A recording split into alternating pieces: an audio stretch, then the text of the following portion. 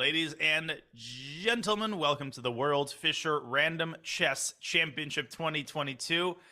I'm glad I got that out flawlessly. I'm your host, Grandmaster Daniel Naroditsky. Today is the day of the finals, and no better person to cover it with than my good friend, Grandmaster and former world champion, Benjamin Bach. Benjamin, welcome to the show. Thanks, Daniel. And wait, when was I a former world champion? Hey, just roll with it, you know? Oh, yeah, former world champion. Yeah, I won the Fischer World Championship a couple of years ago. So yeah, here we have the qualifiers going on today. Yeah, we have Fedoseev against Eric Hansen. Daniel, who is your pick from these two? Who is my pick? Well, in terms of pure strength, I'd have to pick Fedoseev by a little bit of a margin, but I like both of them so much that as a commentator, you know, you're forcing me to violate my sacred adherence to being unbiased. But we will delve into this fascinating matchup between Eric and Vladimir very shortly. If you are new to Fischer Random, let's start with a couple of logistical reminders. In Fischer Random, all standard chess rules apply. The pieces move the same way. However, pieces start in one of 960 semi-random starting positions, hence the name Chess 960, and black and white pieces start with the same setup. So there is a symmetrical setup between the white and black pieces. Benjamin, we've been through it a million times, but Fischer Random, from the very first moves, you get originality, you get creativity, and you get a lack of opening theory that attracts a lot of people to this game. Yeah, it's always very interesting. And what you see in Fischer Random that's completely different from normal chess is that people literally start thinking on the first move. Sometimes people spend like 20 or maybe even 30 seconds like figuring out how should I coordinate my pieces. But the same rules still apply. You want to occupy the center, you want to activate your pieces.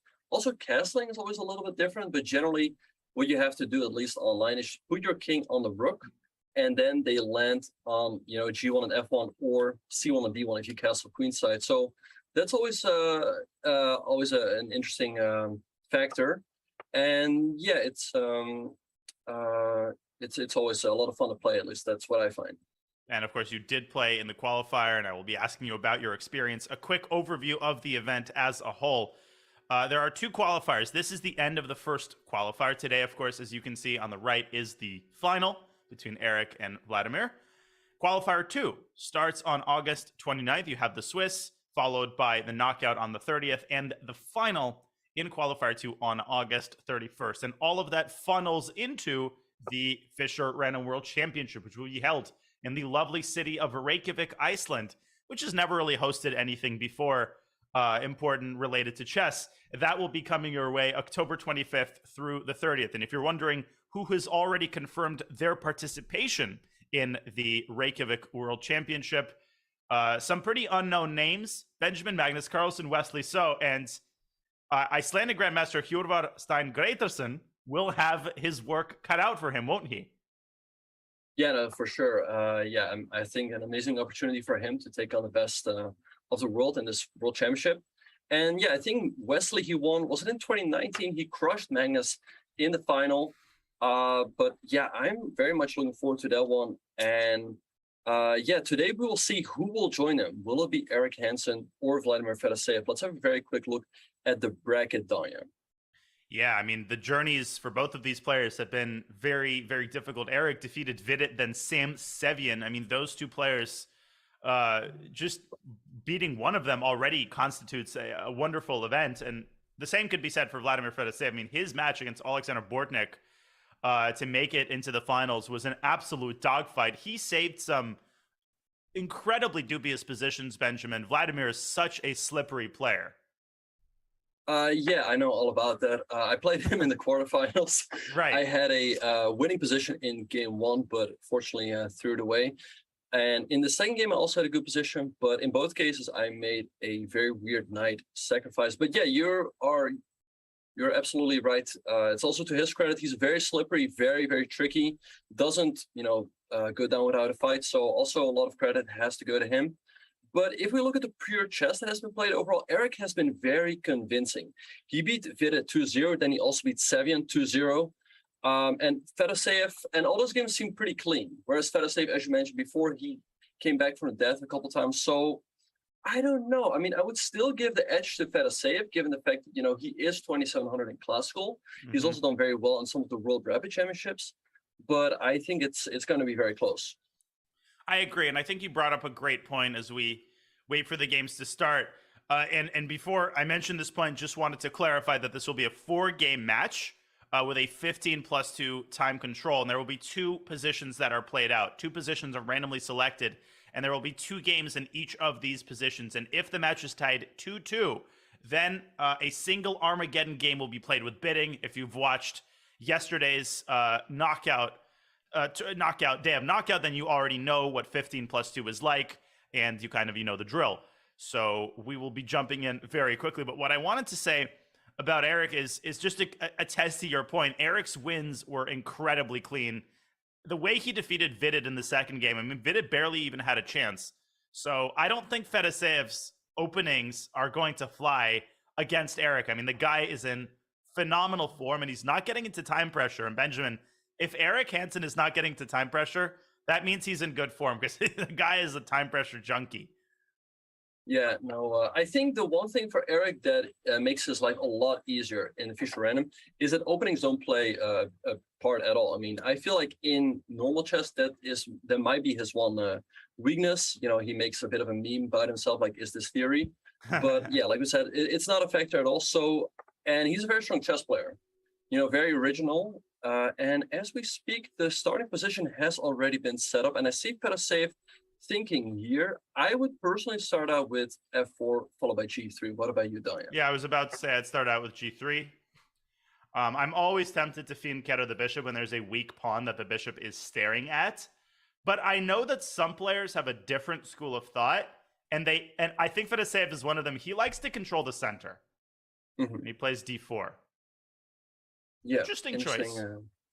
Yeah, so now let's see what Eric will do. I would probably still go for f5 followed by g6, but of course he can also take on a symmetrical approach with the move d5. Well, of course you would, because you're Dutch. Yeah, exactly. And well, you I would. The bishop. I think I think the chances of me playing the Dutch in normal chess aren't too high, but here I would really consider it. The funny thing here is that I wouldn't totally rule out almost the Stonewall setup with f5 and d5. I mean, it's kind of crappy because you lock out the bishop, but it's always hilarious when, real openings past one move actually make a certain degree of sense. And Eric taking a minute on his first move, Benjamin. I feel like when in doubt, you tend to repeat your opponent's move, but clearly, Eric really delving into the subtleties of this position from the very first move. Wait, but does he realize the game has started? I don't really see him, tunnel in, and he's spending more than a minute at this point. Like, I would think that a minute is really the max, and there he goes d5. Yeah, maybe the 30 or 45 of those seconds were spent in a state of blissful unawareness. Right. Yeah. Queen's Gambit, anybody? Well, actually, I played Fedoseev in one of the Swiss portion, and I think his queen was on c1, and there it started with d4, d5, and he did play the move c4. Here, I feel like black just takes it. I mean, you can always, you can take it, then maybe defend that pawn by pushing your f pawn up. Yeah, I don't like it though. I don't. That just sounds overly like you're finding problems. Yeah. The funny thing about many chess 960 positions is that in some opening positions, white does have quite a serious edge. So let's see if Fedoseev can make something happen here. He goes knight c3. Maybe he wants to follow it up with a quick e4. What do you think? Yeah, I definitely think e4 is coming. And I think Eric has a very serious decision to make at this point. If he goes knight c6, the worry, I think, would be that white goes e4. And you can see the eval bar creeping up. And now d5 already looks very unpleasant. So to echo your point, you can get in a lot of trouble in Fischer Random if you just sort of autopilot your opponent's moves. It doesn't work like that. You can't just do that because you get under a big initiative. True, yeah. So maybe e5? E5 and do the same thing, yeah. But without development, I don't know. I think Eric will just play g6. He's a Grunfeld player. He wants to open up that bishop. You have to do it sooner or later. The question is, though, like, let's say white goes g3. Do you then go f5? create a hole on e5. I don't think that should be a big problem because you can probably follow it up by a quick e5 yourself. Would you consider the immediate f5 followed by g6? That is a good question. And also, Eric is really spending quite a bit of time here. We were talking about it at first. I mean, spending, 2.5 minutes on the second move is already is a lot of time. I guess he feels that if he chooses the right pawn structure, he's going to have a much easier game. And he does end up going for f5. Yeah. So yeah, I think, it is probably justified to spend some time in the beginning, given the fact that the position is so complicated. On the other hand, the strategy that I try to use was, I would just try to make moves because it's too difficult to figure out anyway what is really going on. Yeah. No, I adhere to the same strategy. I tend to play very quickly in the first couple of moves and then, deal with a bad position with a little bit more time.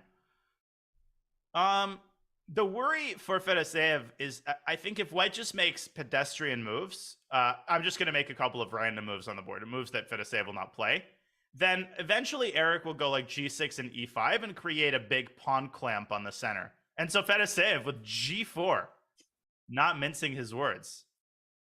Yeah, I was just about to say, the move g4, because if Black takes it, is the move e4, hitting the pawn on d5 and the pawn on g4. So that is why Eric just played the move g6. This is also, annoying for Black is if you take, I guess you take on g4, and then after that you probably take on e4 and threaten the pawn on b7. So here looks like White does get a very scary initiative. So I like the move g6 by Eric. I mean, a trade on f5 shouldn't be a big problem, and now both of his bishops have been activated. Yeah, great points. And of course, GF, knight e3, you could always go e6 to defend both pawns. And so Fedoseev chooses a slightly calmer move. He plays e3. And of course, Eric will have to be a little bit careful about potential queen sally to h5 later in the game. Yeah, so let's see what Eric will do here, whether he will also put his knight on c6. He can also play, okay, he just played the move e6. I was thinking maybe c6, then develop the knight to d7, let's say. Or how do you think he's gonna position the rest of his pieces? Yeah, well, he's gonna take a rain check on this bishop. I have a feeling he's gonna go and Fedoseev goes h3. By the way, preparing, I think, bishop h2 to aim at the c7 pawn. Cool idea. Mm-hmm. Eric will have to, whatever he does, he'll have to keep the c7 pawn in mind. Yeah. I don't know where will Eric put the b8 knight. That's the big question, I guess. c6 or d7. Well, or a6. Or a6, yeah. Well, actually, I was thinking, I wanted to go knight a6 and then long castle, but I can't because the king will land on c8 and the rook on d8. And actually, that's a mistake that I made against Eric in the qualifier, is that I thought, okay, here I can castle, Whoa. And my king will land on b8, but it landed on c8, and all of a sudden I hang a pawn on a7, so... Yeah, it's hard to visualize where the king will land sometimes. And Eric, he's pushed only pawns in the first 6 moves. Yeah. And I kind of like Vladimir's position here. He goes bishop h2. And that bishop is a big asset for White, controlling a lot of key central squares. Right. I don't know about this. Don't know how I feel about move c5. It feels a little too... I mean, also a6, he's really inviting the c, I would think, from White, maybe followed by a quick knight a4. It kind of reminds me of the Jobava London. Yeah, there's something about, I totally know what you mean, with a pawn on c5. I guess after DC, is Eric considering this and then queen a5? I think that's a very legitimate continuation, yeah. I mean, everything is weak. I mean, queen d4 is probably just met by, let's say, knight is c6. Yeah, and you can't quite, you don't quite have access to these key squares. Right. So that's what he's relying on, we're pretty sure. Mm-hmm. So if not DC, can you go knight a4 immediately? Probably not as effective, yeah? Yeah, and I have to admit, I'm quite impressed that the evil bar hasn't swung too much, I mean, usually in Fischer Random, crazy stuff happens in the opening, players might already very quickly have a +1 advantage or something like that. But here, it seems like they're playing good chess. No, they're definitely playing good. They're playing creative chess, but they're not just playing random moves that are, like you said, causing the eval bar to swing. These moves are very sensible. Players are adopting a different strategy. Fedoseev playing more with his pieces and Eric playing more with his pawns, but both strategies are legitimate. And this is what makes Fischer Random so fascinating. And Yeah. the ball is in Fedoseev's court, Benjamin, because I mean, Eric has really good control over all of these key central squares. His next move is probably going to be knight c6. And, you know, Vladimir needs to make something happen here. Yeah, I like what Eric has done so far. Yeah, I mean, his next move seems very natural. He's just going to go knight c6, add some more pressure to the pawn on d4. For Fedoseev, it's not so clear how he's going to develop, right? I mean, is he going to move the knight from c3 at some point to be able to go c3 and defend that pawn? Also, what is he going to do with his other knight? And I was just wondering, I mean, if Eric gets his knight out of the way and moves his queen, he is allowed to castle, right? I believe so. Well, castling basically means moving the rook from a8 to d8. Right. Yeah. By castling, you mean a rook move. Exactly. And so Fedoseev does take the pawn. All right. Okay. So I mean, I would be really tempted to take on c3 here and go queen a5. Oh, I would totally be tempted to take on c3. Huh. And give up the Dragon Ditsky bishop. Yeah, bishop c3, bc, queen a5. So how do you think Fedoseev's g takes f5 impacted this position? What does he want here? Yeah, so he does have an extra option in queen to h5, hitting the rook right away. But I guess Hansen has it covered by the move knight to g6. And then it feels like the queen is just off. You know, I mean, Eric is hitting c3, he's hitting c5. Also, queen a3 could be annoying. Yes. So I feel like queen h5 is a bit of a loose shot. Yeah, this just feels really dangerous for white, actually. Yeah. Yeah, so this is not good. Yeah. Yeah. So he's not going to go queen h5 here. He's not going to go queen d4 because of knight c6. This is a little bit dubious for white, no? Yeah, no, I agree. So let's see what Eric will do. I mean, he could also consider queen to a5, but I guess then Fedoseev will just, and he has just played. I guess Fedoseev will go queen d2 here.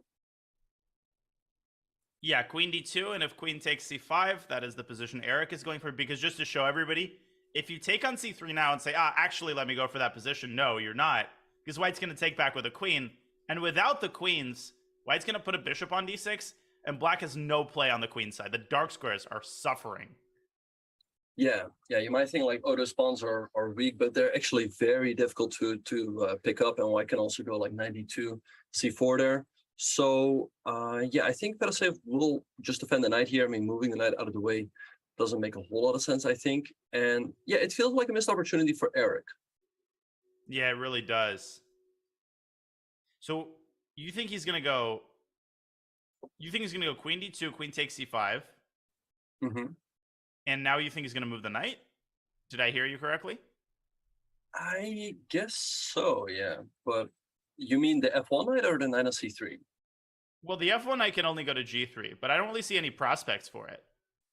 I don't think Fedoseev's going to go queen d2. Mm-hmm. I think he's going to go maybe knight d2? Bishop takes c3, knight b3? Black could consider taking on e1 here, because you do get a rook and two knights for the queen. Well, this would be an interesting position, wouldn't it? What the heck is going on? I have no idea. It's very difficult to see. I like that move c4, yeah, blasting. Oh, and he's gone for it. He goes knight d2. Yeah, this is the thing with Fedoseev. Like, he sometimes makes moves you just do not see coming. I've been friends with him a long time, though. Sometimes I think I have a back channel to his mind. He likes these types of unbalanced positions where he likes irrational positions that are very hard to evaluate. He feels that he's better in them than his opponent.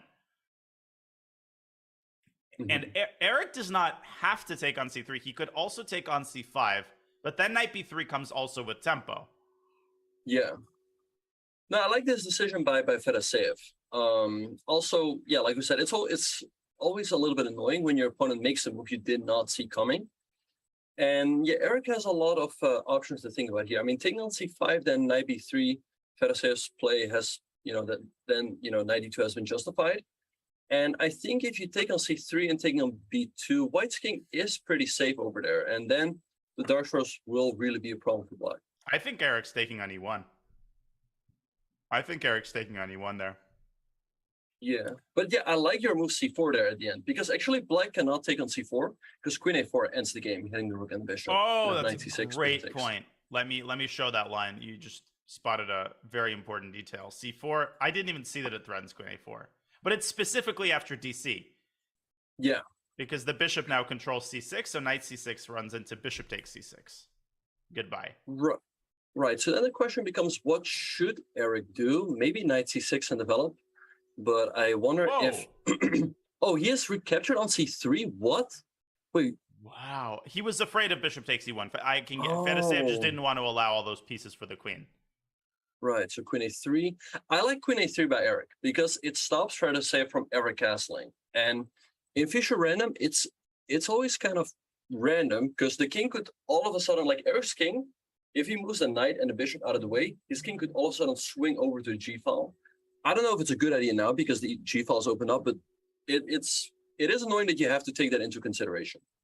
Yeah, Robert and I were talking about that yesterday. It's so easy to miss that when you're calculating a line and the king is caught in the middle of an attack, and then suddenly it escapes to the other side of the board. You can just lose on the spot in certain cases. Right. Yeah. Ooh, now this looks a little bit dubious for Fedoseev. Another question is how Eric will meet a move like knight b3, because White's biggest asset to me is the dark squares. I think White's bishop on h2 is the only reason why White is not worse here. Yeah. Yeah, perhaps knight at d7, but again, like then Fedoseev could consider, let's say, queen to c1, and I feel like the queen trade should favor him. Yeah, queen trade should definitely favor White because then the king becomes safe. White will start operating on the king side, and the bishop can run into d6. That seems to be a nice spot for the bishop eventually. Yeah, Eric could also still consider queenside castles. Perhaps, yeah, maybe that's what he should do, followed by, let's say, e5 and maybe d4, although I don't know if it really, if that opening of the position is good for Eric. I guess if he can ensure that, White's king gets stuck, then e5 and d4 should be considered. It should definitely be calculated. Right. But Fedoseev taking his time here is down to 6.5 minutes as we've been talking. It's only 11 moves. We're only 11 moves in. If you can, I feel like also the bar in the games, 0. I also felt like in the games that I played against him, he was a little bit slow on the clock. But yeah, I guess he's just trying to figure out what is going on here. So what else could he be considering here besides the move knight to b3? Perhaps bishop to d6 right away to make sure that Eric doesn't shut him out with the move e5. Bishop to d6 right away. Mm-hmm. Interesting call. Then I guess Eric would go, knight d7. Mm-hmm. And then we would probably see something like this. Mm-hmm. How the heck do you evaluate these positions? I have no idea. How do you find a move in this position? What the heck is going on? I mean, I was thinking knight b6 is even a move, or a5. Ooh, that's a cool move. And knight c4. Yeah, but I guess you still just go queen to c1. Yeah, right? Now you have to trade. Yeah. So maybe knight e5. Or knight a5. Or but knight I a5. guess, again, White will always go queen to c1 to make sure you're not getting checkmated. Right, and then the queen on a4 could be vulnerable. Right, yeah. Yeah, what do you think? I mean, I guess Eric should keep the queens on the board, because if he keeps the queens on the board, the king on b1 is kind of locked in, which means that the rook on a1 is also kind of locked in. And yeah, it's not a lot of fun playing without a rook. I 100% think Eric should keep the queens on the board. With the queens off, all sorts of things come into move c3, c4 is unthinkable with the queens on the board because it weakens the b4 square in most cases. But whoa! What? Knight c4! That's like typical Fedoseev. Knight c4! I did not see that one coming. And then he takes a sip of water. And queen, just a normal day in the office. So his idea is clearly to go queen d6, right? Yeah. All right. So he's threatening checkmate there. Let's see what Eric should do. There's no way this is sound. Queen a5, bishop c6, rook d8. What if he just goes like That this? seems like a very good defense, yeah. And maybe one he missed, because what does white even do here? No, I I mean, think if your you white take- loses. Yeah. Or maybe it doesn't lose. It's Everything's- only +2. I'm surprised it's only +2 for black. So then does he have a... if after d... Wait, what about this? So pawn takes c4, bishop takes c6 right away, or again rook to d8? Ah, maybe bishop c6 right away. Uh-huh. Right, because Rook BC d8. there... Yeah, rook d8, which No, this is... loses. But... Oh, Is it queen queen f3. Yes, So and you great. can't... Whoa. And you can't take the bishop because of mate. But what about this? So after bishop takes c6, I take with a pawn. Queen d6. I go rook a7. No, queen No, b8. that's... That yeah, also you loses. pick everything. So Eric goes queen takes c5 and allows a check on d6. He sacks the exchange. He buys it. Huh. He bought it. And apparently, okay, just in the interest of time, oh my God, Benjamin, you can castle. What? It's legal. What? That You was can the castle only there? move. It was the only move. And after queen f3, you have to find e5. No, this is a brilliant idea by Fedoseev. Who would find this? I don't even know this was legal. Completely nuts. How do you And even by the way- realize that you can castle here? Yeah, like that's the thing with castling. Like it seems that it's not even legal. And we saw there's a bit of a delay. I guess there was this shock to the move knight at c4, which nobody saw coming. But for Fedoseev, Fedoseev though is getting quite low on time. He's down to 3 minutes and 40 seconds. Yeah, and the thing is, he's thinking because he might decide that the knight is stronger than black's rook. The knight is a huge piece here.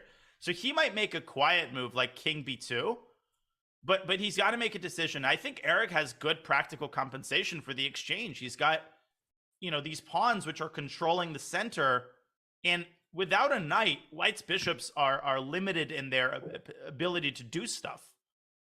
Right. You can see the eval bar only at +0.5. Yeah, I think Eric definitely has compensation here. I guess he's going to take with the rook. He takes with the Dang. king. Interesting. Yeah, Eric's king should sit pretty safe on e8. He has a nice stone wall with the pawns on d5, e6, and f5. He can always put his knight on g6, let's say, bring his rook to c8, maybe move his knight out of the way. And white's bishop on h1 is kind of dead. The bishop on h2 is now kind of staring into no... Empty space, like, yeah. empty space, exactly. And how is he going to defend his king on b1? Yeah, that's the million-dollar question. His king is still weak. There's still ideas like a5, rook a6, rook b6, on top of what you mentioned about putting the rook on c8. Yeah. And Eric trying to play quickly here, clearly trying to exploit Vladimir's clock. And for Vladimir, he can still try to get to this king. Maybe a move like e4 eventually. Yeah. Goes a4. He goes a4. He wants queen a3. Very interesting play. So I guess if Eric captured a pawn on c3 on the last move, he wanted rook to d1, followed by quick rook to d3. And with the queen coming to a3, it becomes difficult for Eric to keep the attack going. Yeah. I mean, if Vladimir plays queen, or if Fedoseev plays queen a3, and he can get the queens traded, then Eric's in trouble. Yeah. And even, if Eric keeps the queens on after queen a3, the queen on a3 will be so well placed that white's king should always be pretty safe. Probably it will be put on a1, I guess. Then you move the rook out of the way and maybe put the king on, put the king on a2, move the rook out of the way, maybe king a1, so you can never be hit by a check on the diagonal. And then white can launch his own attack with the rook coming to g1. Yeah, I agree completely. So queen a3 here makes a lot of sense. Maybe queen a3, black can try queen d2, but that feels very, very dubious. Yeah. You could also go rook a3. Wait, you mean after queen takes c3? No, I meant immediately. Yeah, no, but then the question, okay, well, first of all, Eric has to make a move, right? If he goes queen b2. Oh, the position. Oh wait, the position was not. The position up. Yeah. They've made a couple moves since A4. All right, so Eric captured on C3, rook to G1, bishop F7, and queen B2. Yeah, tough decision here for Eric. I mean, black is definitely worse in the endgame. I mean, white has two rooks. He has some open files. And black's pieces are not creating any real threats. I don't know if there's a choice at this point because of the threat of queen H8 check and bishop D6 if you don't trade. Yeah. Wait, can Eric? No, Eric can't still castle. The funny thing is now the king and the rook are in a normal chess position. And this is Right. precisely when you cannot castle. Yeah. Yeah. So this is trouble for Eric. I think he probably has to take the queen, go bishop G6 and knight F6, and just try to play that endgame and exchange down and just hope that Vladimir gets into worse time pressure. Yeah, it's a tough decision. I mean, I guess if he can get the knight to C4, he will have some chances. But Vladimir could consider playing C4 quickly himself, opening up that diagonal for his bishop and some lines for the rook. Great point. That's probably what he should do, because yeah, I think if Eric gets a knight to C4, he does have legitimate chances.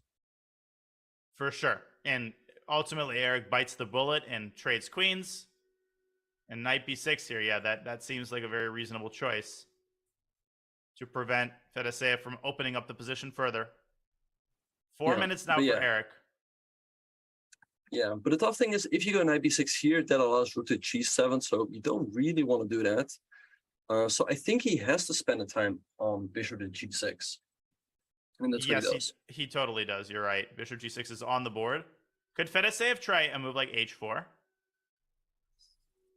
I guess he to sack could, the pawn. But I think black will just go, let's say, king F7, bishop F3, knight F6.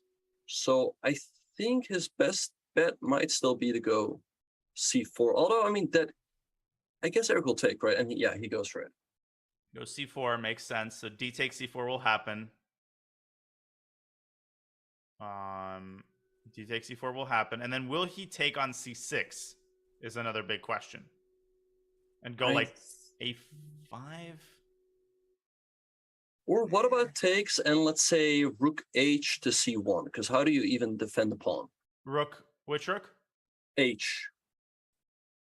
You mean A? Oh, G, sorry. Oh, I wasn't trying to like. I wasn't trying to be annoying. I genuinely didn't know which one you wanted to put there. Oh my, no, sorry. I meant taking on C6 first and then rook G to C1. Taking on C6 first. BC. You're always just so used to rooks being on H1, you know? And rook GC1. No, I totally get it. Yeah, something like this looks very appealing because black's pawns start dropping like flies. Instead, Eric, he goes knight B4. Oh, that looks like Eric's position is starting to crumble.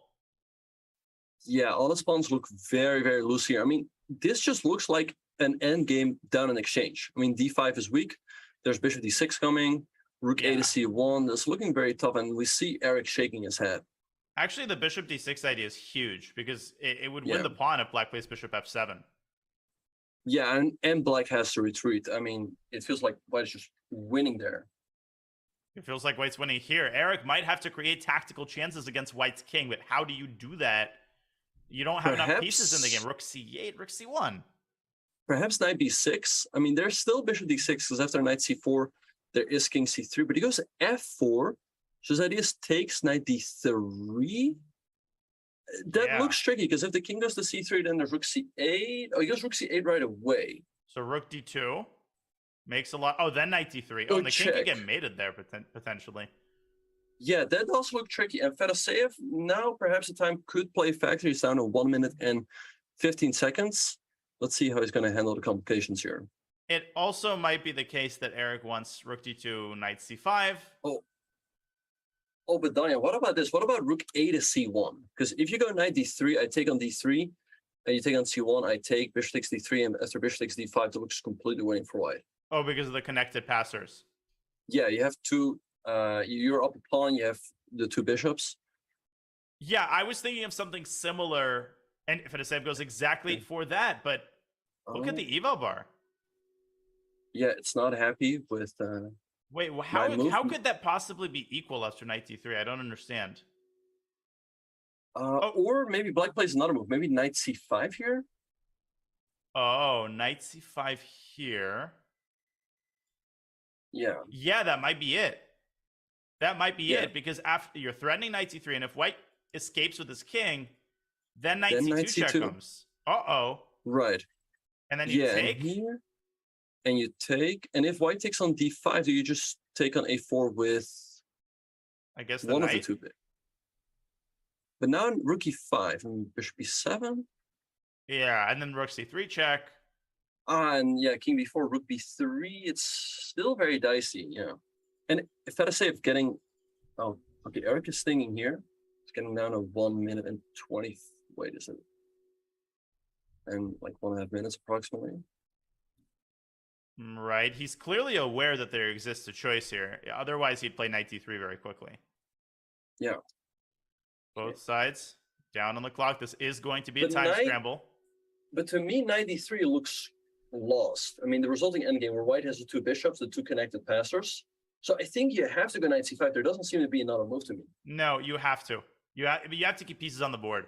You're absolutely right. Without the rooks, connected passers are. I mean, with less than a minute on the clock, you're not holding that endgame.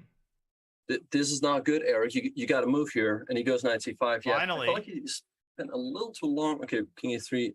This is all on the board. Okay, and he goes knight d3. Oh my God, rook c3 is a winning move if he can move. Oh my gosh. Fedoseev might have to bishop sack the exchange e5. himself. Bishop e5. Rook c4. Holy smokes. How are black's pieces coordinating to create these chances? The threat is rook c3 and bishop e3, as well as rook c4. Fedoseev has to What sack a move on d3. by Eric.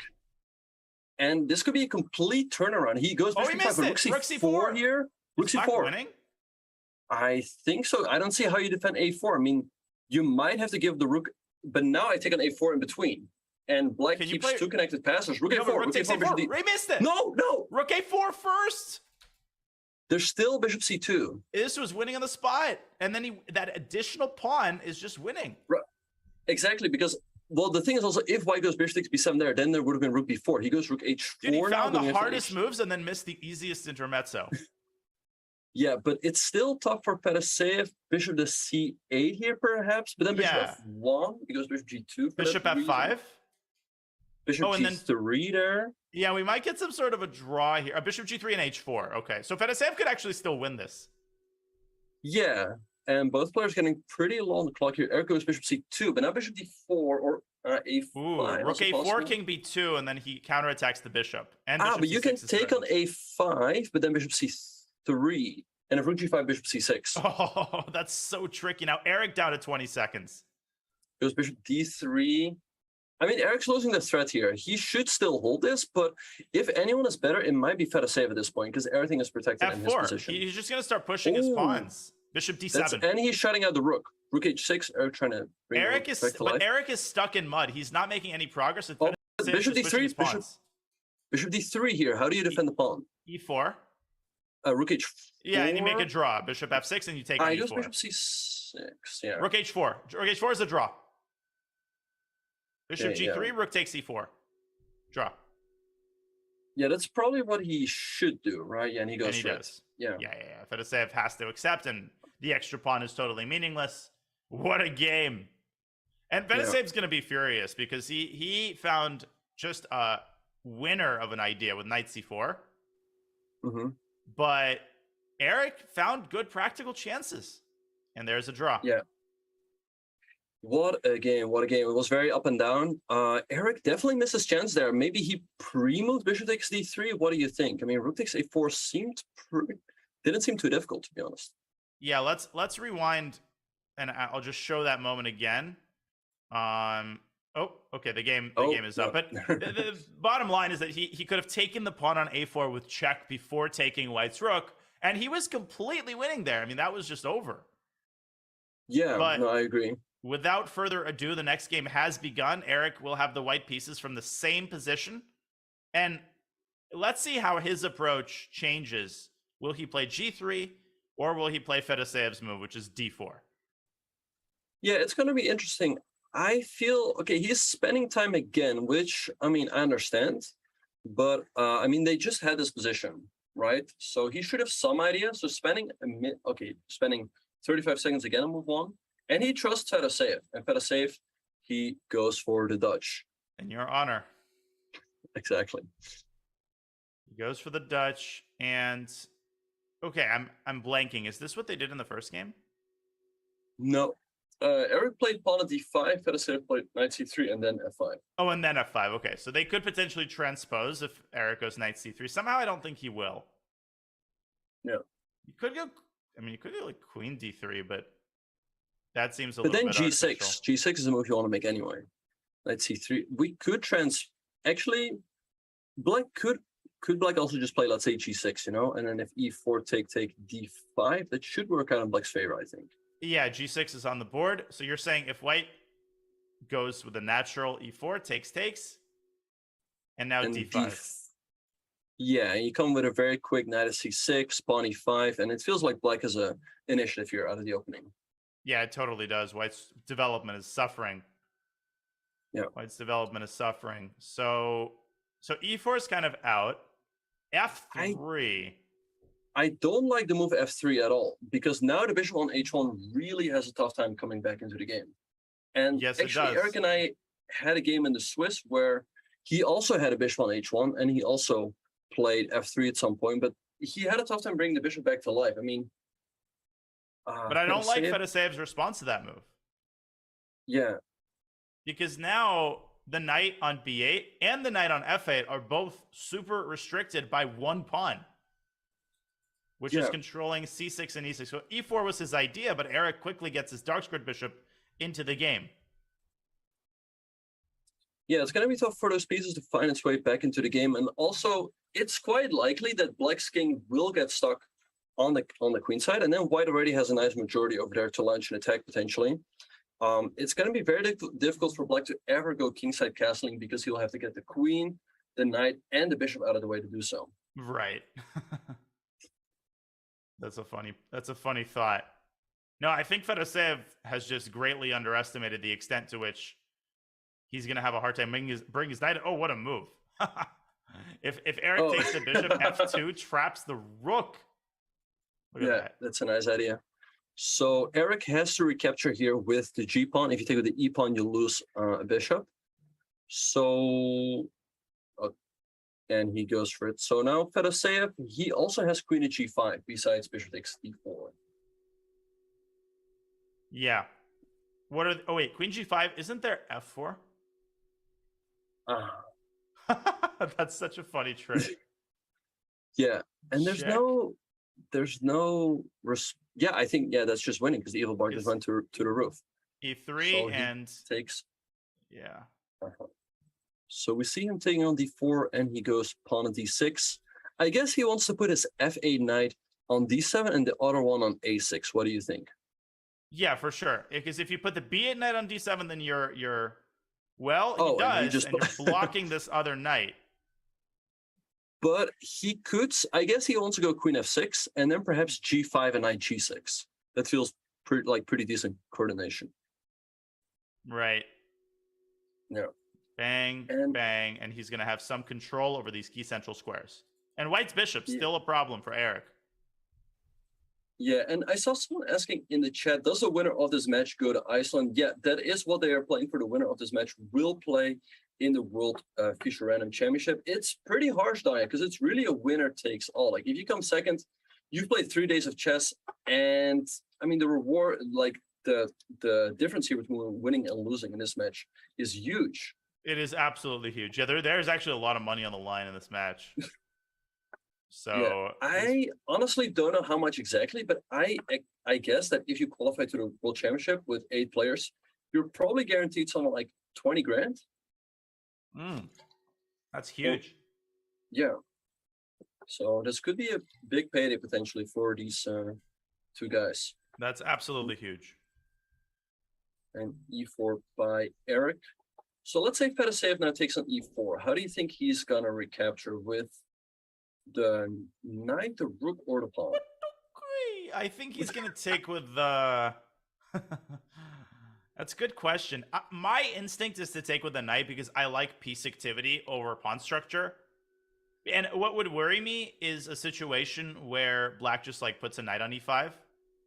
Right, and then puts the other one on d7, and Yeah. he's so solid. Although the king is still kind of permanently weak because you're gonna have a very hard time castling with the queen on d4, which is aiming at a7. Yeah. Yeah, so I like the fact that Eric tries to open up the position quickly. So I guess if Fedoseev takes, probably Eric should take with the knight, because then what is black going to do? As you mentioned, well, first of all, the queen has to move before he could even castle. But he goes f4, but maybe now bishop g2 and bishop h3, but maybe he wants queen h4 to stop that. Oh, I think he has to. Otherwise, if the bishop gets to h3, the pressure on black's king becomes massive. Yeah.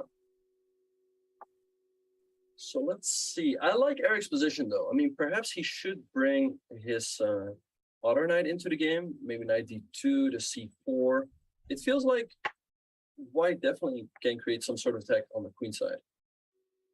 Yeah. No, it feels like white's better. Yeah, but the only asset black has is the control over the e5 square. But you cannot hang your hat on one square. That's not how chess works. Yeah. Bishop g2 I like a lot. For starters, induce queen h4, and then, knight b5 doesn't seem to do anything. I was gonna propose, I guess. Yes, I guess bishop g2 is a good start. I think black has to go queen h4, although queen f6 could also be considered. And now, question is, how do you proceed? He played e5. Whew. What a move. What if black takes? And with what? It's interesting. I feel like when you think about Eric, he's more of a person who sacrifices stuff, right? And Fedoseev is more of a guy who takes the material and then defends. Although we did see knight c4 in the last game. Oh, true, yeah. But yeah, no, I agree. I think Eric is. Both players really have a great sense of the initiative. So knight e5, queen f4.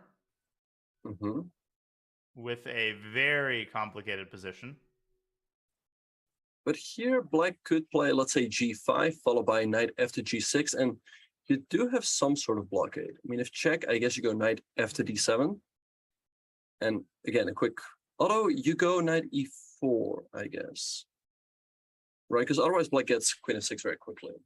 Right. Queen h6, it still hangs together. Yeah, black doesn't have any appreciable targets here. White's position looks very imposing, but it's unclear how to follow up. Rook takes e5 is on the board. Yeah. So they're going to trade rooks first. And by the way, some people in the chat are asking if Eric is streaming. He's streaming on his own channel. I think it's Hansen Eric. Those of you who want to check out his POV. Very nice. So we have a trade of rooks, and we have a similar position to what we were looking at, knight fd7. I think Fedoseev has managed to stabilize pretty nicely here. Yeah. 94 by Eric. I mean, it seems a little bit loose. I think his idea is that he wants to stop black from going g5. Like, let's say he would have gone queen d4, black goes g5 to stop white from going d4 and kicking the knight out of the way. But now, I mean, it feels like Eric is losing too much time. And exactly, he's going to castle on the next move. And I think structurally, black is better. The pawn on d5 is pretty weak. Black can go for very quick knight at b6. The pawn on f3 is weak, and the bishop on h1 is passive. So I think knight b6 now looks good for black. And f4 you're not afraid of because there's a cool tactic, by the way. Not that anybody's going to do this. Oh yeah, this. Yeah, I was actually about to say knight e to d7, but that would not be a good idea. But then the question becomes, where do you go with the knight? I mean, you can go to g4, but then queen h3 has to be considered, but it might just be completely fine. Let's say h5, yeah. h5, yeah. And then you could even castle, like, even if white goes like knight f2 or something, you could just castle and give up a pawn. Black's not going to be that much worse there. Although white's going to have a more pleasant position. So that's one possibility for how things could unfold. Yeah. Another is if after f4 black goes, the knight doesn't have any great squares. Yeah. But then let's say queen d4 follow or check, yeah. Or queen d4, followed by quick b3, yeah. And then the knight's going to be banished to a really bad square where it could actually get trapped. Yeah, actually, knight a5, queen b4 already traps the knight. Or I mean, there's bishop d5. So, but it's feeling really bad over there. Yeah. And finally, white has found a role for his bishop as a defender of the knight on e4, which takes the burden off of the queen. Yeah. So a big moment here for Vladimir, who has to decide whether he wants to allow that. Are there alternatives to knight b6? That is a very good question. I mean, he cannot go long castles right now, but he could perhaps. He goes b6. So how do you think he wants to meet f4? Where does he want to go? Maybe he wants to go back to f7, and he was trying to counteract knight takes d6. I mean, the king should sit pretty safely on the b7 square, right? I don't see how white can occupy those. Well, if white goes actually king b7, like if black gets a move, would be a blunder because white goes f4, then knight moves, and there's knight c5. Oh, that's a very cool point. Yeah. So maybe Eric should play like bishop g2 to pretend that he doesn't see what Fedoseev wants. But then, of course, black will castle. Yeah, exactly. So there's he goes f4. Yep. And now the question, where is Fedoseev going to put this knight? Yeah, so I don't think you want to go to... he goes to g4, but then, yeah, queen e2 hitting the knight, and there's queen a6. Yeah. And again, I think that's a move you definitely want to play, because by going queen a6, you probably force the move king to b8, and then the king is, again, blocking in the rook on a8. And now you don't have castles anymore, so your only hope is going to be to shift the king up to b7 once the queen is kicked out of a6. Right, but how are you going to do that? I mean, going queen to d8 and c8, lose a lot of time, and then white will just move the queen back. He could he go to d8? I mean, king d8 looks bad because of, I don't know. It's all sorts of stuff. Queen b7, yeah. I mean, knight not immediately, of course, but yeah, knight g5 so and knight e6 maybe. Yeah, so knight g5 does seem like the better, king d8 does seem like the better move. Now let's see what Eric will do. I mean, I think it's time to bring the other knight into the game to go, let's say, knight f to g3, but then can black get away by capturing the pawn on d5 with the knight? Wow. Knight f g3, knight takes d5. The issue with white is that if you move your other knight away, then black's other knight can jump into c5. So you have to be careful in order to keep black's pieces at bay. Yeah. Eric has played pretty fast, though. He's got 10 minutes or so on his clock still. Right, yeah. 8 minutes is still, quite a bit of time for Fedoseev. So, you can't just, gamble here. Maybe just a calm move like knight c3 could be considered. But then knight c5. Queen c4. And then I think a5 is nice for black to stop b4 and, you go king b7. It feels like black's situation on the queen side is pretty stable now. Yeah, and white will have a very hard time to kick the knight away if he ever wants to play b4. Agreed. This feels like black is consolidating. And again, the bishop is a big problem for white in the long run. Unless it can be used to support a knight on e6 or on c6, for example. Yes, I think the position really revolves around whether white can play, let's say, knight after g3, and if black can take that pawn on d5. So knight f3. Yeah, knight d5. It seems a little bit nuts, to open up the long diagonal, but there goes the evil bar. Maybe bishop takes d5 was the move. But then knight takes a 6. No, that's not the move. Queen e3. No, then knight c5. Or queen, yeah. I mean, either one, yeah. Well, but after... Oh my god! No, it doesn't work. Oh, no, because there's... No, yeah. There's c8 square. Oh, I got so excited. I thought it was queen b7. Yeah. No. But it doesn't work because the king escapes to c8. But okay, this is completely winning. It's just knight takes d6. Right, but there's knight to b4. But then queen a... Yeah, so queen knight b4, queen a4. I guess you have to go a5. Well, I think this is super dangerous, but yeah, the move here apparently is knight e2, which for some reason is winning. Oh, you want to go knight d4. Knight d4 is huge. Oh, knight d4, knight c6. Right. Oh, that's hard to find. But still, like knight b4, how does that continue? I think queen a4 is the idea. And if a5, I guess maybe. Ugh, the eval bar keeps laughing at me. Maybe queen b5. And if a5, Knight c4 anyway.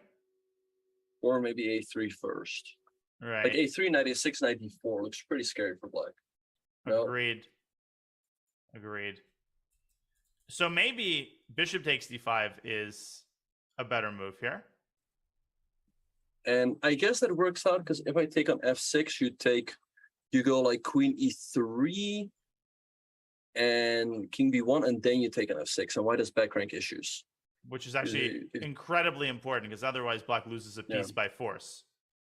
Yeah, wow, and then some really cool lines.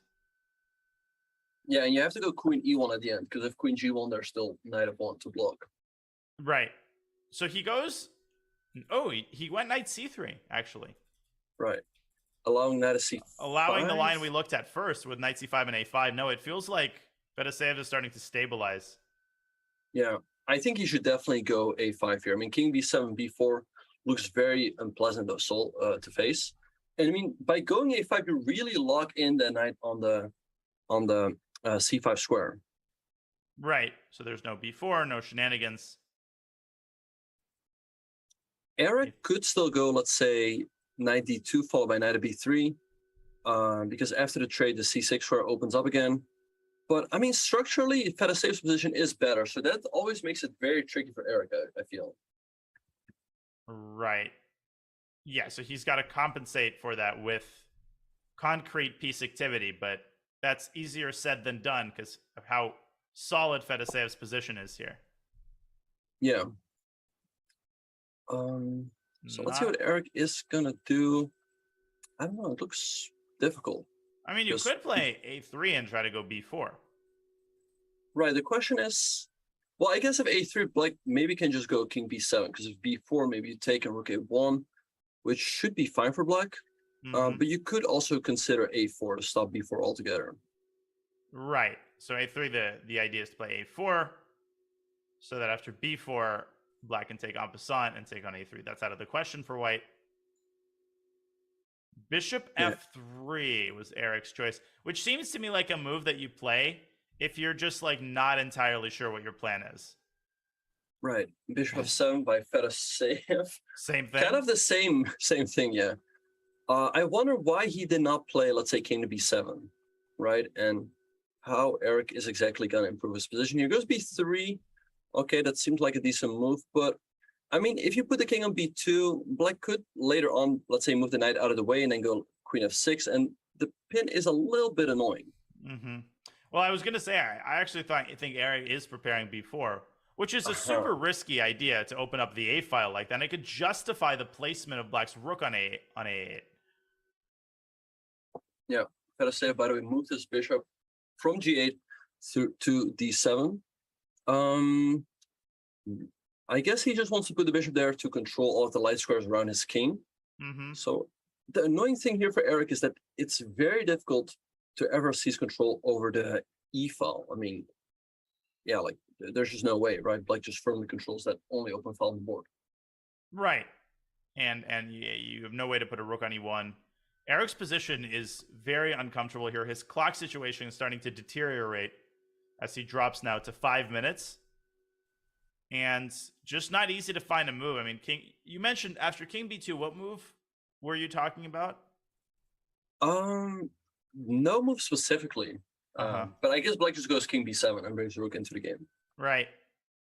King b2, king b7, and Eric's starting to pay the price for the kingside weaknesses that he's created with the move e5 he played a while ago. Yeah. So yeah, looking tough for Eric. I mean, he's almost on 3 minutes on the clock, and Fedoseev's position definitely looks easier to play. I mean, he has a very solid structure. His pieces are nice squares right now. And I don't know, perhaps you have to go queen d4 followed by knight d2 or knight d3 to bring that knight also into the game. All right. Very interesting moment. Eric now down to 4 minutes. He's just not finding a move. I mean, what do you do? Yeah. I don't know. He just has to make a move here. Yeah, he cannot get himself a little time, because then also with the position, it's going to be a very tough task for him. Was king b2, king b7, I guess now by Fedoseev. Yep, that's what we're expecting. And of course, the knight on f1 just doesn't have a good home. That's another problem. Yeah, I mean, if you can pick up the knight and put it anywhere on the board, you probably put it on d4. But how to get there? I mean, if you go through g3, e2, and d4, probably, I mean, if you go knight g3 here, black will probably go queen e3 and start asking you some questions. Mm-hmm. Attacking the bishop, making you even more uncomfortable. Maybe knight g4 at some point. Yeah, king b7 is on the board. So what exactly happens if white plays b4? I guess black will take and go knight a4 check. I mean, takes, rook takes. And then as soon as black's queen will ever land on that long diagonal, I mean, that's probably going to be very tough for white. Right.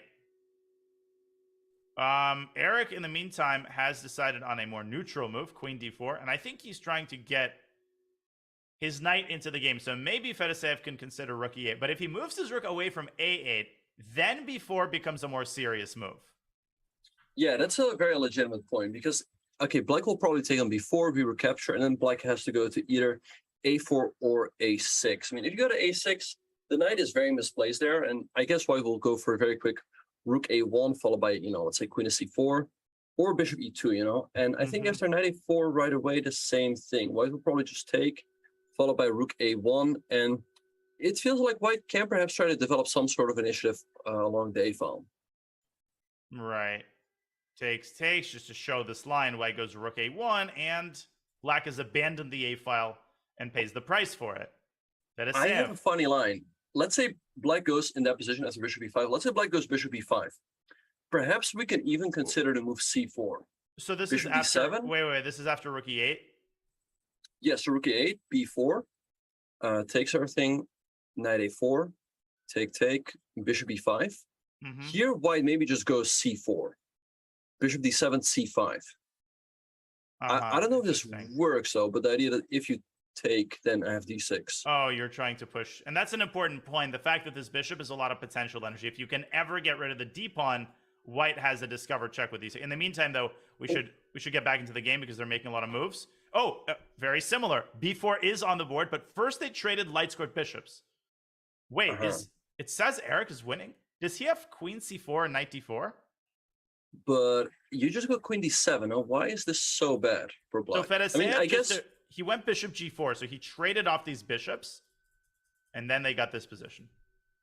Bishop g4 seems like a very odd choice for him, because first of all, white's bishop on f3 wasn't doing a whole lot. Black's bishop on d7 was covering a lot of important squares. Yeah. And he brought white's knight back into the game.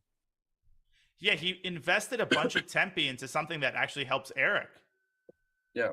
So the position looks really dubious. I think queen c3, queen d7, and knight d4 is really, really bad for black, because queen c6 so what check about might a be knight coming. f4 there? Why is it so bad? So queen d7. Or does your attack just continue in the endgame after, let's say, queen c6, take, and then king b3 followed by rook e1? I think that's exactly it.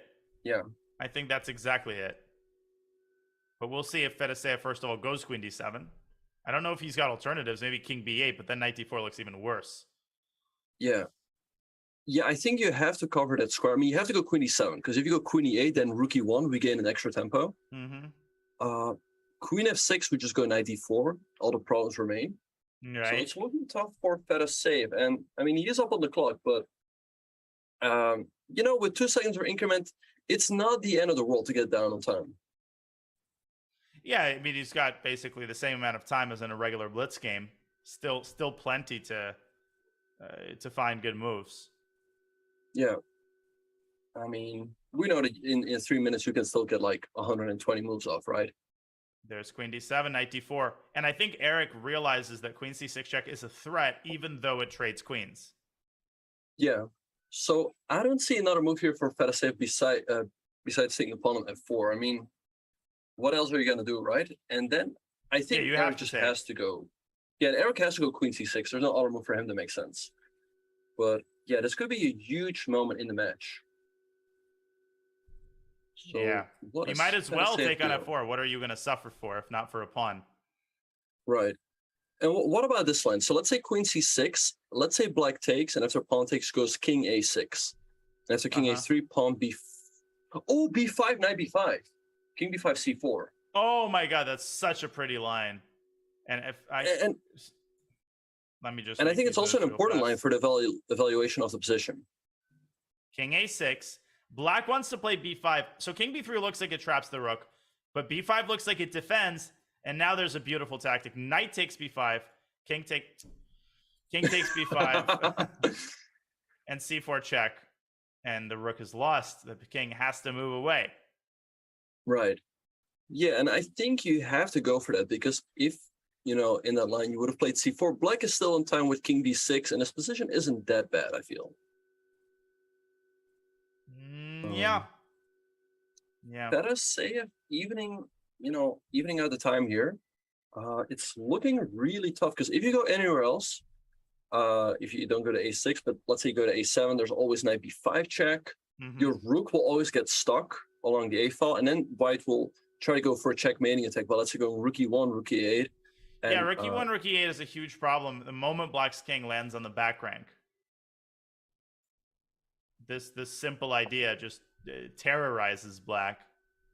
No, I think Fedoseev is toasted. b5. Okay, so he's trying to create for himself. He's trying to create the b6 square for himself.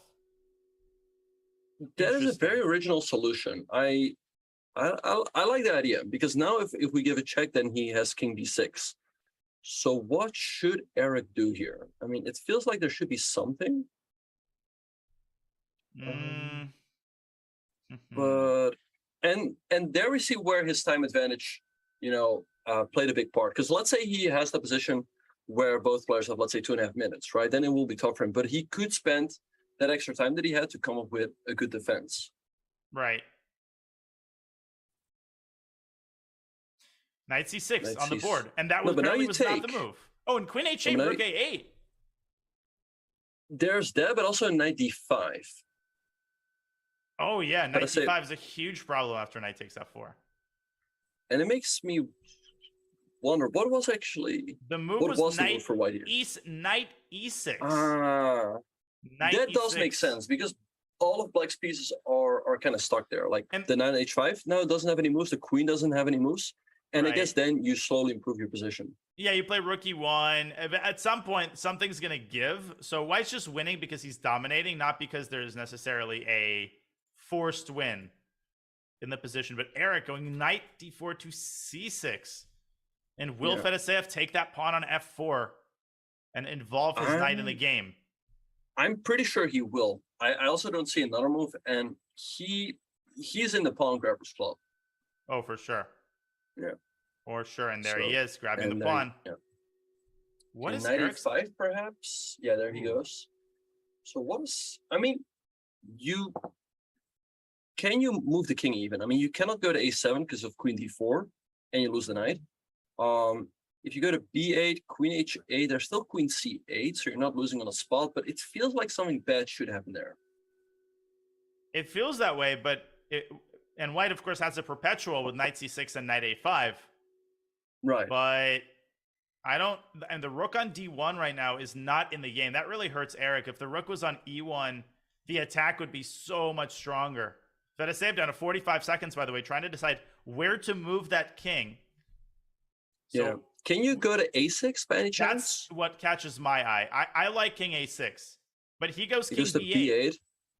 Okay, so check queen c. Oh, what about this check and then maybe queen d4? Although it doesn't threaten anything. Check. I mean, it threatens a knight, and but just defend. I guess just go g5 here. Right. It's a 3-result game, by the way. Like Eric could lose this if he overpresses. For sure, yeah. But he should have the edge here, given the fact that he is up a minute on the clock. But he is going to spend some time here now, and let's see what he's going to come up with. Yeah, 1.5 minutes left. Knight c6 check is incredibly tempting, but that would just repeat moves. That knight came from there. Yeah, it feels like there should be something in the position, but I can't quite see what it could be. I mean, well, if he doesn't find anything, he's gonna repeat moves.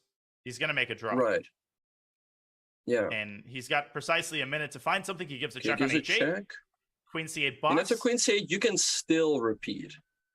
Yeah. Or Queen d4. I like feel your like move.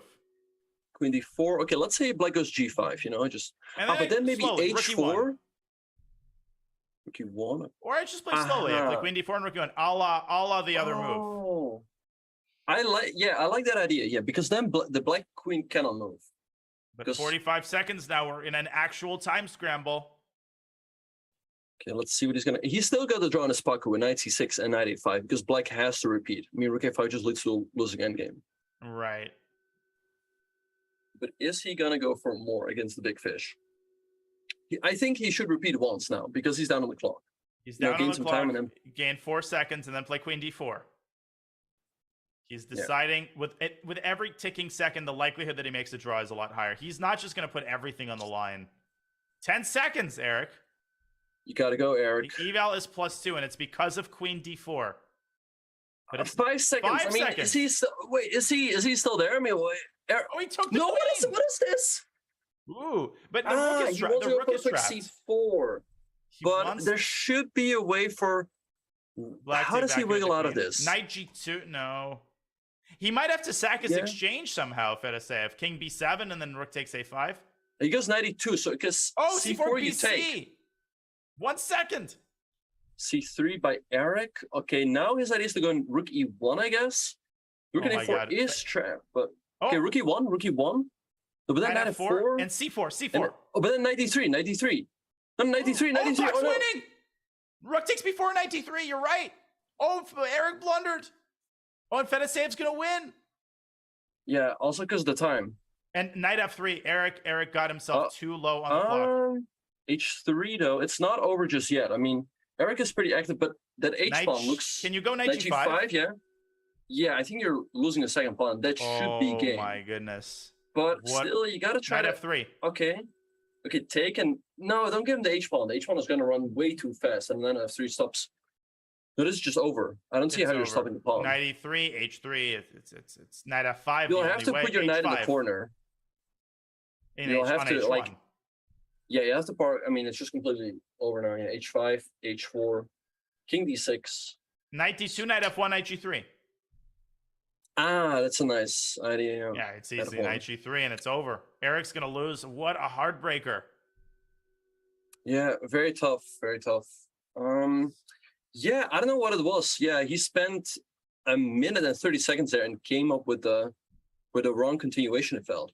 Yeah, taking the queen was a really panicky move. I think he thought he was winning the rook, and then once he realized he didn't, he panicked further, and then he played that c4 move, which was a blunder. Now, it turns out that after rook d1, in this position, Eric still had the move rook f1, and black cannot stop the infiltration of the rook, because if you go king e7, then you blunder the knight to rook e1. So Eric still with the advantage in the endgame. What a heartbreaker. Fedoseev wins the huge second game.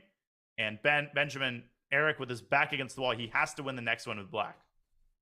Yeah, very tough situation now for Eric. If you lose the next game, it's over. Fedoseev will qualify to the World Championship. Yeah, so a heartbreaking loss. I mean, it could have easily gone his way, but it looks like we are going to be taking a very short break, you guys. But don't go anywhere. There's still lots to play for in the next few games. There is indeed. You're watching the Fischer Random World Championship, and we will be back with more action from the final in just a couple of minutes. Use gifts from the biggest chess stars on all of your favorite platforms. Just search chess.com and your favorite chess star on Discord, Twitter, WhatsApp, and more to find hundreds of gifts from chess.com's biggest broadcasts and events. Hikaru, Magnus, Botez, Hess, and even me, Danny. Try it today.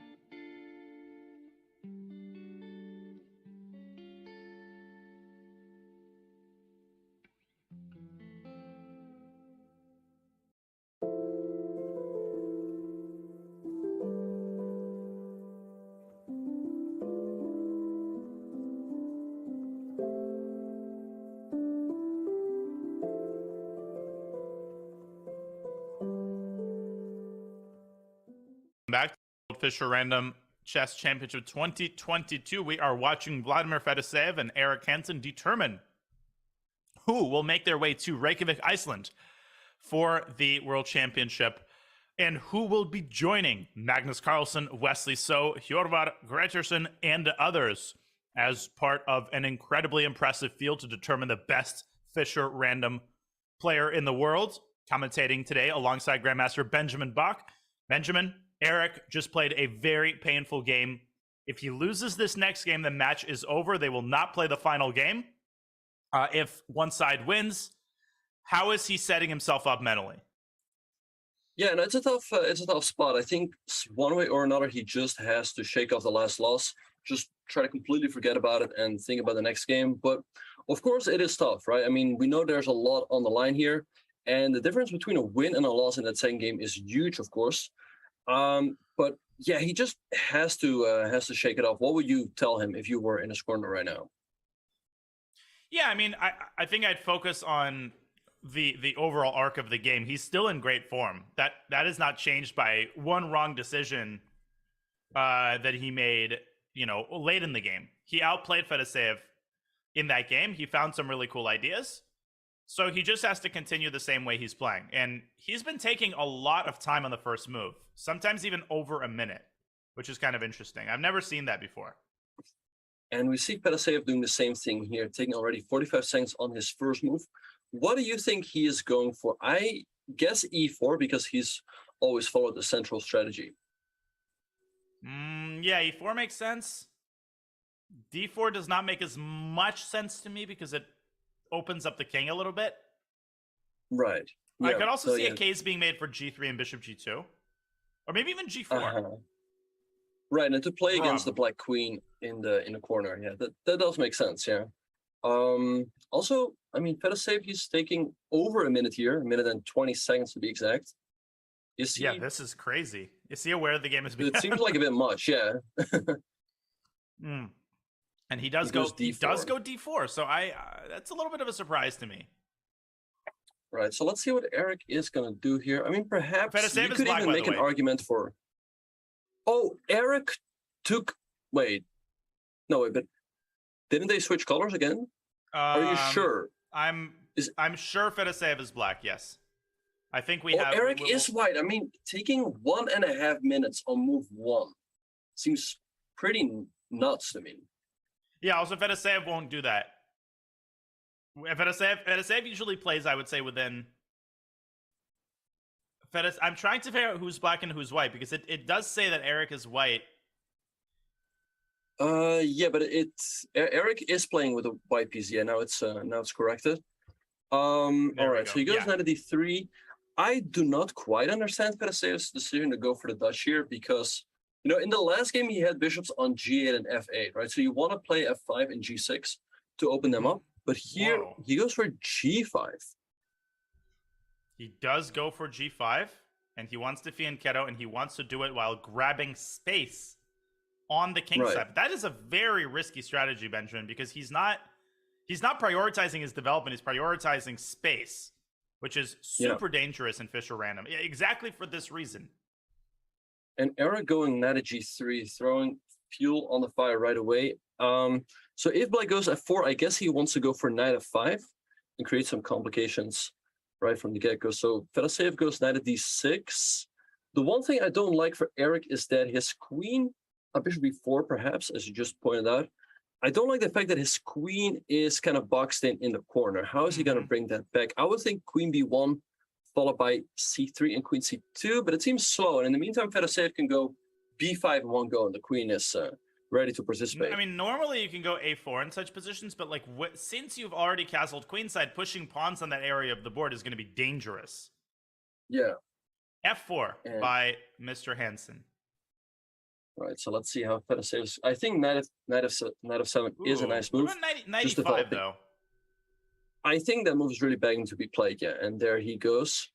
So let's see what Fedoseev is going to do here. I mean, you could go b5 still, to open up that queen. I think it makes a lot of sense.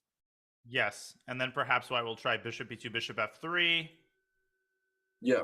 I think Black is going to castle kingside at some moment, and then just all out attack the queenside. We're going to see opposite side castling.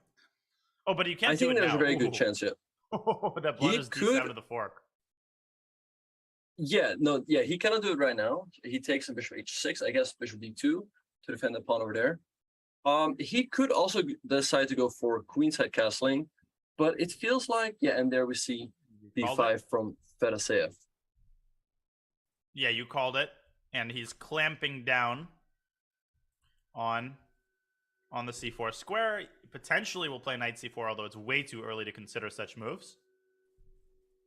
Yeah, and I was just thinking, how is he going to deal with the move bishop to e2? I guess he'll just go queen d5, and then after bishop f3, can Black even consider taking that pawn on d4?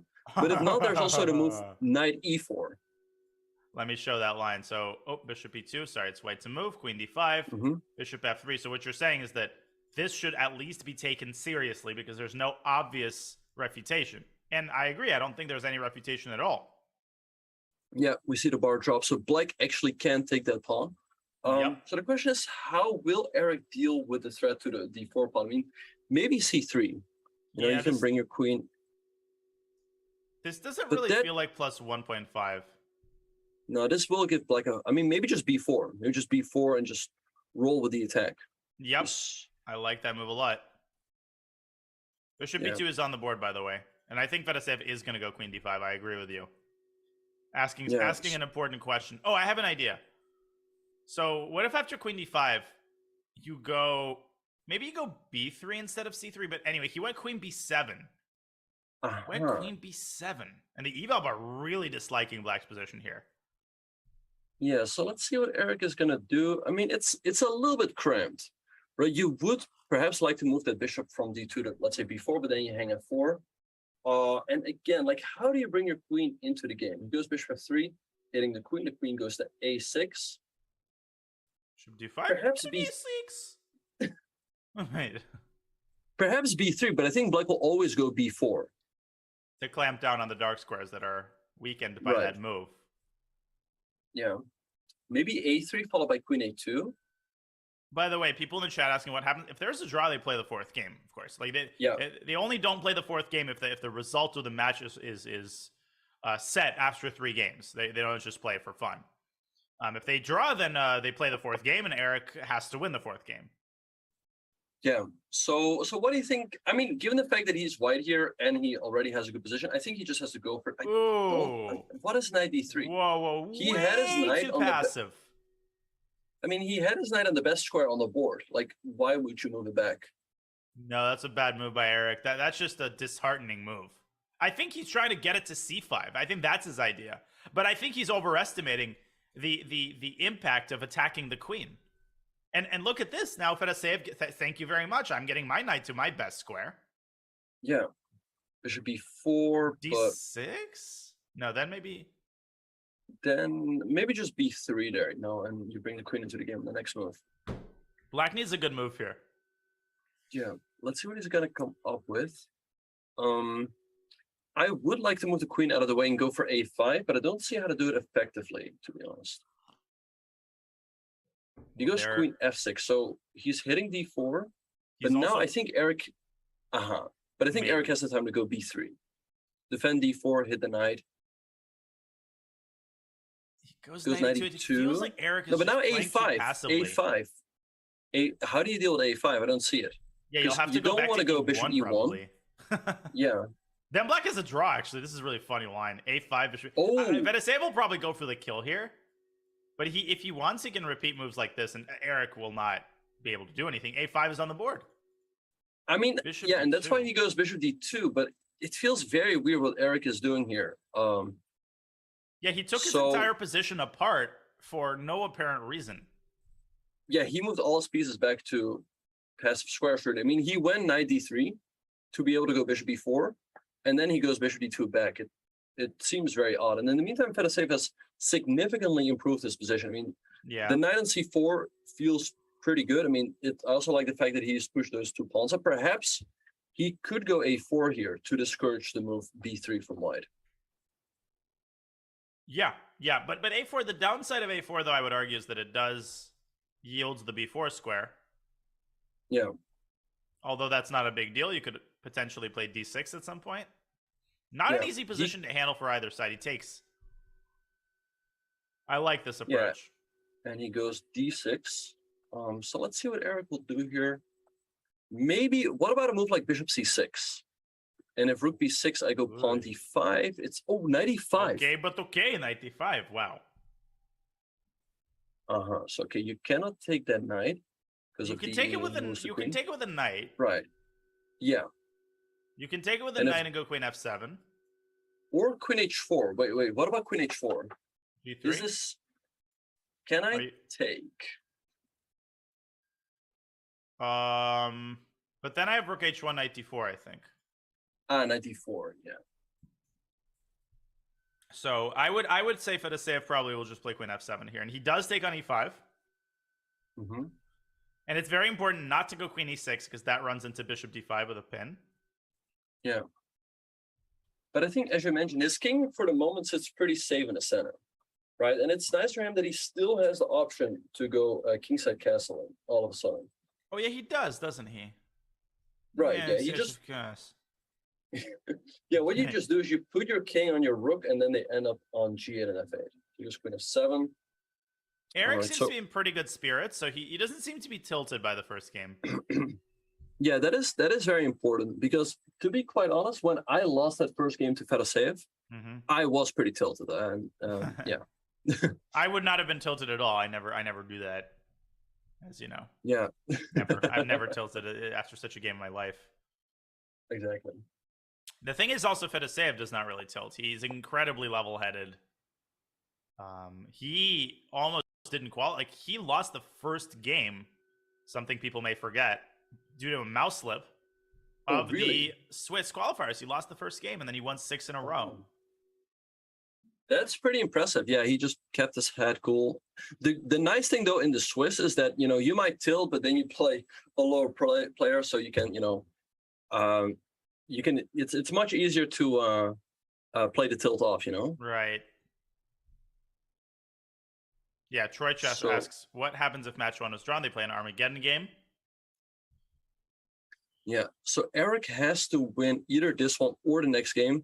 The advantage for him is, though, that let's say this game ends in a draw. Being in a must-win situation with the black pieces is not as tough as in normal chess, because in normal chess, with all the opening theory, it's much easier to steer the game into a draw. And I agree completely with you, and that is why I think Fedoseev, he's better, and I think he wants to play for a win here. I think he wants to end this match right here and right now. He doesn't want this to get down to the wire, because anything can happen at any individual moment. So I think we'll see him taking a bunch of risk. In the meantime, Eric spending a long time trying to figure out a move here. My inclination for white would be to play a move like g3 in order to free up the knight. I feel like you can't really get much done without the services of your knight.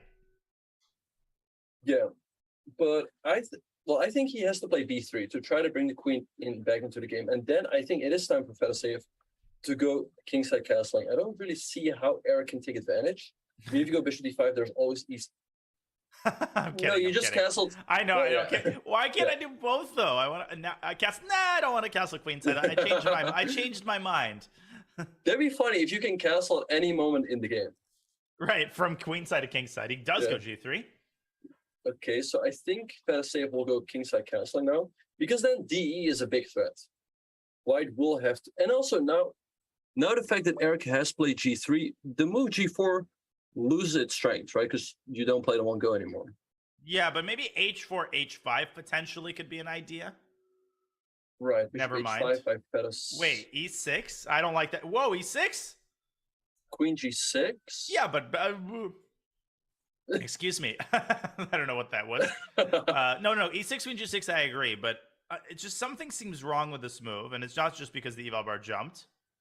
What about takes and knight d4? Because I threatened knight c6, so I assume you have to go kingside castling, and maybe now knight e6? God, or knight c6. So annoying. Yeah, it's not happy with our moves. You want to hear what the best move is here? A4. E3. That's the best move. A4. That's impressive, yeah.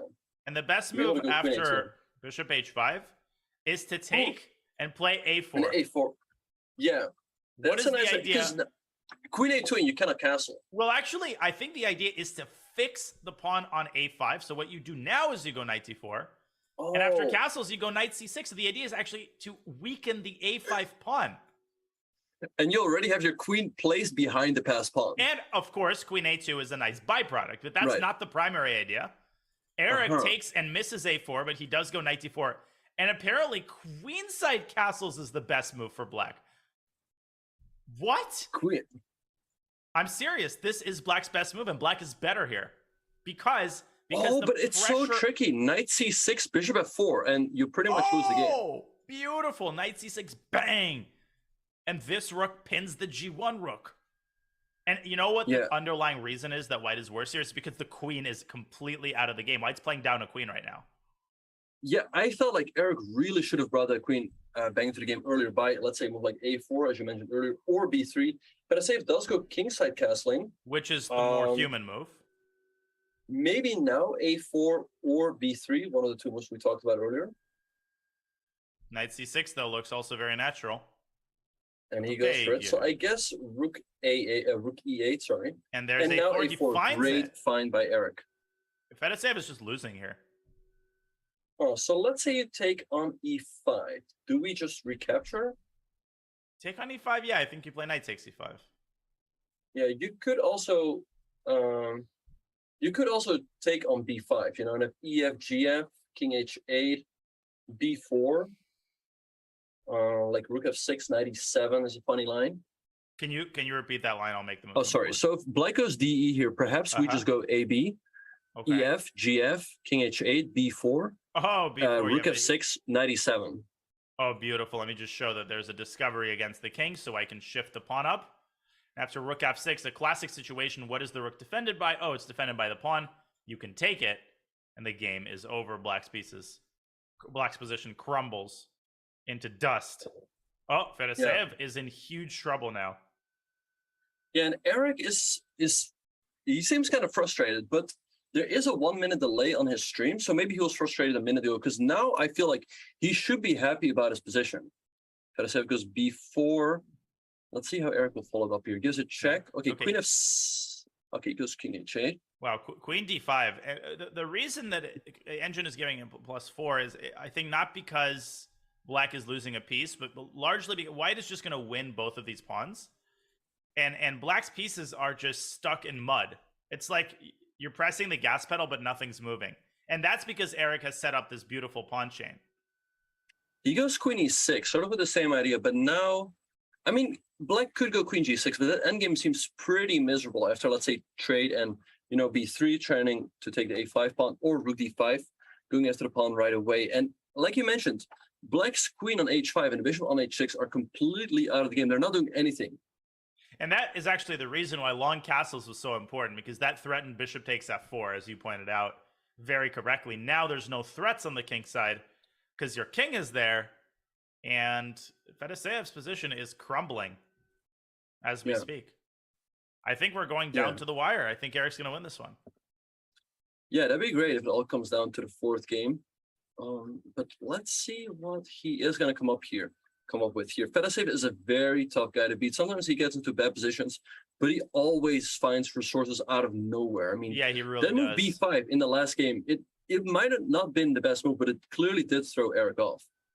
100%. I think Fedoseev might play a move like bishop g7 in order to prepare to activate that bishop, because the bishop on h6 is such a big liability. I would play bishop g7 here, and I've never saved any bad positions before. Yeah, you always just, I guess you just bank on, you know, the fact that that diagonal is going to open up sooner or later, and you have some sort of trick along the diagonal, and he goes for it, challenging his inner Danya. All right, so maybe just challenging. I'm doing my inner Vladimir. Right. Yeah. Rook e1 simply. Yeah. That's the Eric. I know my boy Eric. Yeah, that's his move. You called it. And the point is just to solidify your control over the e5 square. Right. And the pawn. So let's see what. It seems really tough for black here to make a move. I mean, you cannot move the rook on e8. You cannot move the rook on f8. The bishop on g7 is stuck. Maybe queen f3, but you could just go, let's say, knight at d4. But then queen, no, yeah, Queen G4. queen G4, yeah. And at least you're not losing the pawn on A5 for now. Yeah, after Queen F3, White could also play Queen D5, by the way. Oh, yeah, I think that's a nice idea, yeah. Just trade the queens. The endgame should be winning for white. I mean, if A5 drops, I don't see black getting any counterplay, and the A pawn is just going to roll down the board. Black is completely lost here. There's not a single move. There's no counterplay. Your rooks are terrible. And you can kind of sense a bit of frustration on the part of Fedoseev. Yeah, this is... Let's see.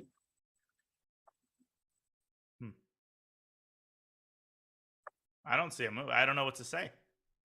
If you play Queen G6, then will White simply take and play like... Rook D5? Right. Yeah, the endgame should be really tough for black. I mean, the bishop on G7 is still completely blocked in. A5 is super weak. And once this falls, it's over. Yeah, you're going to move the rook to, let's say, A7. You go A5, A6. And I don't see black getting any counterplay. He goes pawn H6. Okay. I think he just doesn't have a move. So maybe he feels like the king sits slightly better on the H7 square. Eric just goes king to B1. I think it makes sense. Maybe it's time to go king E2, B3, C4, B5. All right. Exactly. No, but this is classic. I think this is like classic Eric, just patiently improving his position. There's no hurry here. White is totally dominating. Black is paralyzed. I mean, as evidenced by Fedoseev's last two moves, H6 and King H7. Exactly, while shuffling to some techno. All right, so Eric played rook E1, king to B1. I like those two moves, improving the position a little bit. But I think now he has to make a real decision. You know, like, how is he going to improve? You don't want to move the rook from D2 because then you hang the pawn on H2.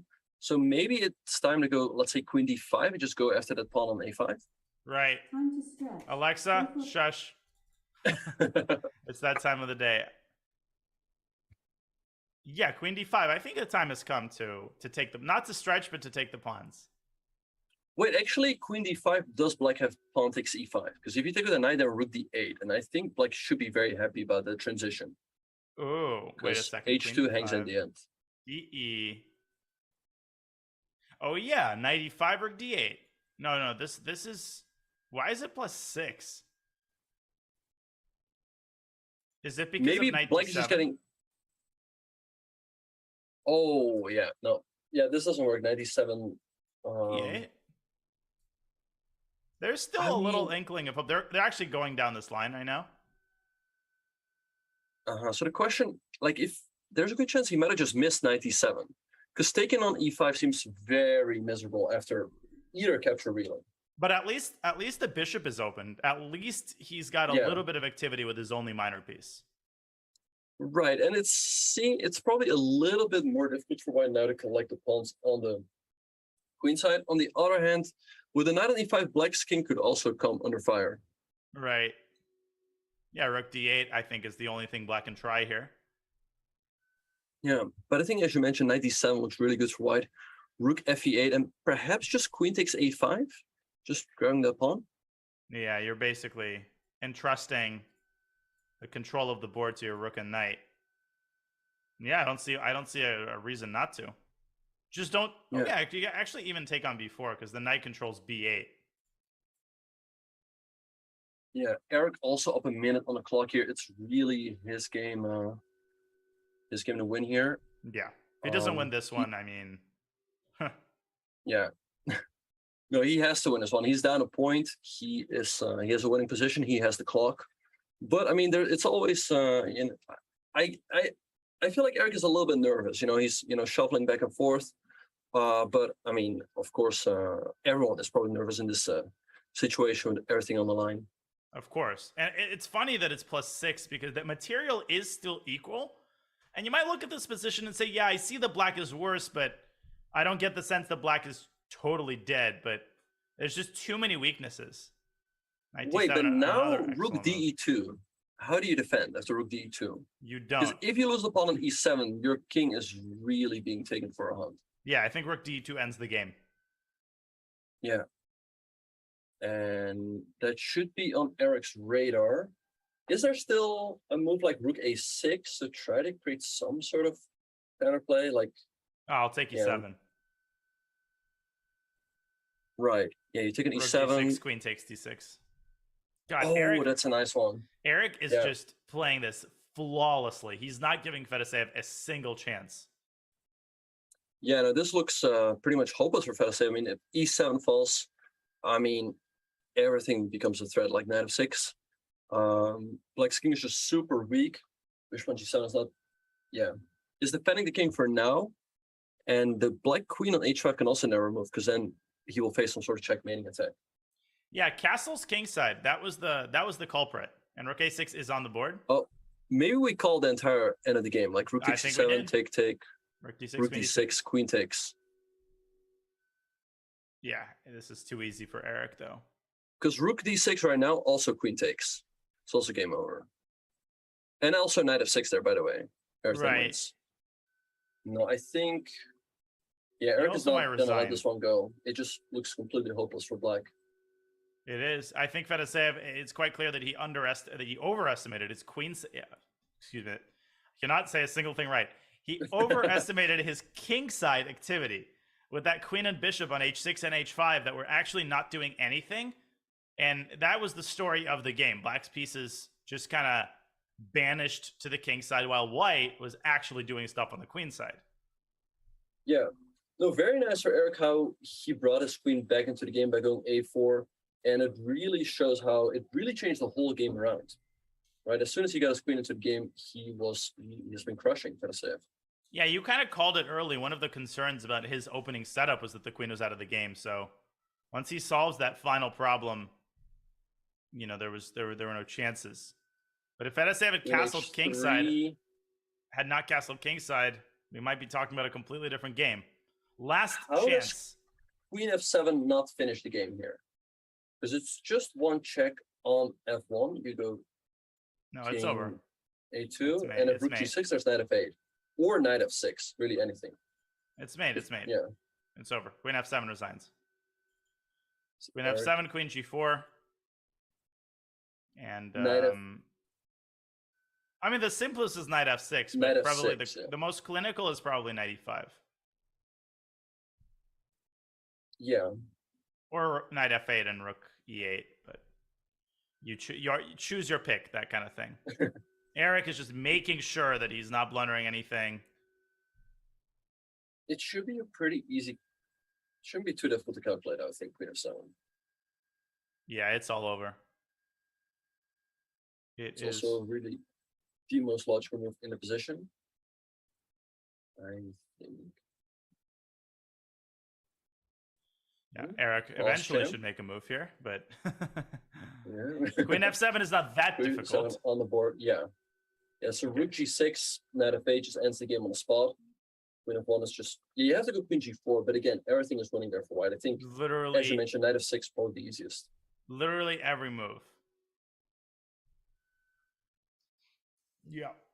Yeah, I think Fedoseev is largely just using this as an opportunity to think about the next game and to calm his nerves a little bit, because from the point of view, what he might just do now is like he plays that move queen g4, right? And as he's going back to the start of the game. He's going back to the start of the game, yeah, and thinking again. Although, right. I mean, I guess you still want to try to find the very last chance that there might still be left in the position. God, a4 has been a winner move because it also creates luft for the king, which of course Eric didn't know when that would be helpful. He's going for the knight f8 rook e8 approach, by the way, that we talked about as well. Oh yeah, I like knight g6. That one, yeah. Knight g6 is made in 3. Oh yeah, beautiful. I mean, look at that finale. Bang, bang. And knight g6 is on the board. Great find by Eric, and he is going to win this game. So it's all going to come down to that fourth and final game. And I think now is a good time for Fedoseev not to resign, but to go back to the starting position and think. But he's not going to do that. He's not going to do that. But yeah. He's not going to do that. But in the heat of the moment, you don't really think about it. You just focus on the game at hand. You're just so upset about the way the game went that you're resigning. We could not have asked for a better finale. Who will go to Reykjavik in late October? Will it be Grandmaster Eric Hansen? or Grandmaster Vladimir Fedoseev. The match is tied 1.5, 1.5. If they draw the next game, then we are going into an Armageddon. But we will cross that bridge if we get there. Let's focus on the game. Fedoseev has the white pieces, and they are repeating the position from the previous game. Now, Fedoseev chooses the move I thought was more logical, which is e4. Yeah, I also thought that one made more sense. So now let's see how Eric is going to respond. Is he again going to take as much time as the last game, where he took 1.5 minutes on his very first move? But yeah, really everything on the line here. The winner qualifies to the Fischer World Rapid Championship. They are going to play for a 400 grand prize fund, and yeah, they get a trip paid to Reykjavik. So what's on the line here? Chicken dinner. And Eric, it seems traditional for him to just spend. What is he doing? First move. Did he just? No, he's not there. What is he doing? Oh, he's not even thinking. He's not at his chair. Does he realize the games are just going one after the other? Oh, and he's back. I think he's just thinking about the game. Yeah, but Eric, again, he's spending a minute on the very first move. And I think he is thinking. Now, there is a tendency, I think, for players to play a move like b6 because you want to threaten a pawn. But that's not necessarily a good move. I pointed this out earlier today because white can go, for example, knight g3. And it's much more important to control the center than to make one-move threats. Yeah. Eric goes e5 correspondingly. To me, e5 seems like a natural move. I mean, I guess white will go something like knight at g3, then knight g6 will be played. Let's see how Fedoseev is going to proceed here. I mean, he has the advantage of being white, right? So how can he use his extra move? Perhaps, what do you think, Diane? Maybe like f4? Well, I was going to propose bishop c4, but then black has knight d6, which is kind of annoying. Yeah. Maybe king's gambit. Right. And if black takes, do we just play d4? I don't like that. b4. b4. That's a good move. You grab space on the queen side, and you directly attack the pawn, as we had mentioned. Right, so knight g6. I think now perhaps the move d4 should be considered, because if black takes, we take the queen. And the difference here is with like normal chess that black does not have a knight coming to c6. So the queen is pretty strong in the center. But he goes instead he plays knight g3, yeah. Huh, interesting. Let's see whether Eric will just copy him. Or... Yeah, knight b6 or like what? Or b5? Well, I don't like knight b6 because again, you're blocking your own queen.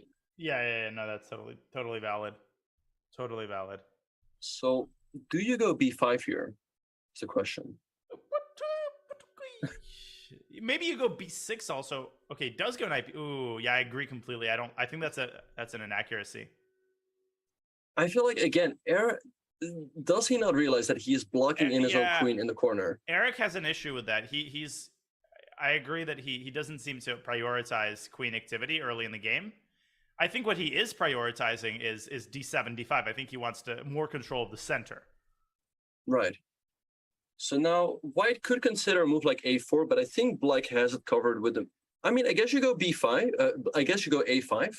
But I think white will go b5, and you have to be careful. White could go for a very quick knight b3 and pawn d3, and all of a sudden, how do you defend that pawn on a5? Oh, that's such an instructive idea, because when you look at this and think, oh, why are you creating a weakness?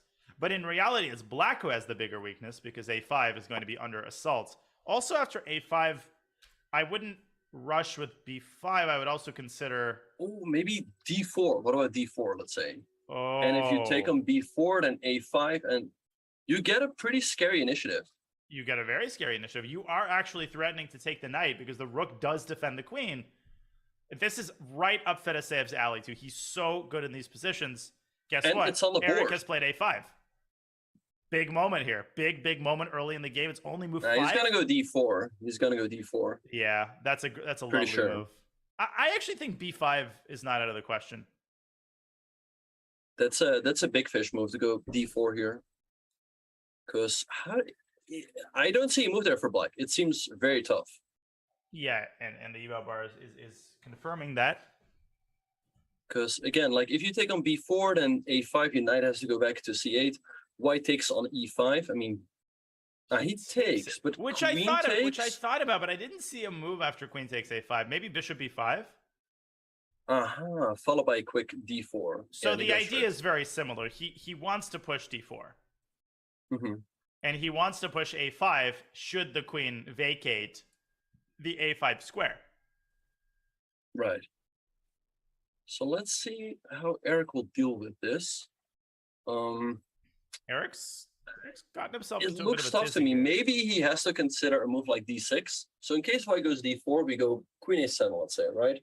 And then in case of he goes c6. Okay, he gets now d4, right? D4, queen a7. Let's say bishop d3 Okay, and yeah. d6, and we have some sort of Philidor position. Yeah, D6. Yeah. But Philidor White has this massive queenside attack. Eric has gotten himself into a difficult spot here in the early part of this game. Yeah, and it's tough for Black to develop his piece because I feel like queenside castling is out of the question at this point. But how are you gonna accomplish kingside castling? You would have to move your two bishops out of the way. Clear the trash. Right. Yeah, trash pickup isn't until next week. I mean, you're gonna have to like move 100 pieces out of the way. Yeah. Okay, so knight b3 by Fedo, queen a7. But now where do you? Oh, gives a5. A5 straight away. Damn, girl. But you don't have to.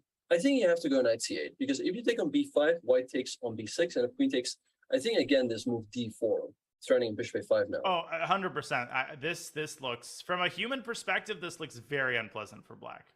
But maybe it's okay after, let's say, b4. Or I was thinking maybe queen Or a6. queen Yeah, a6. b4.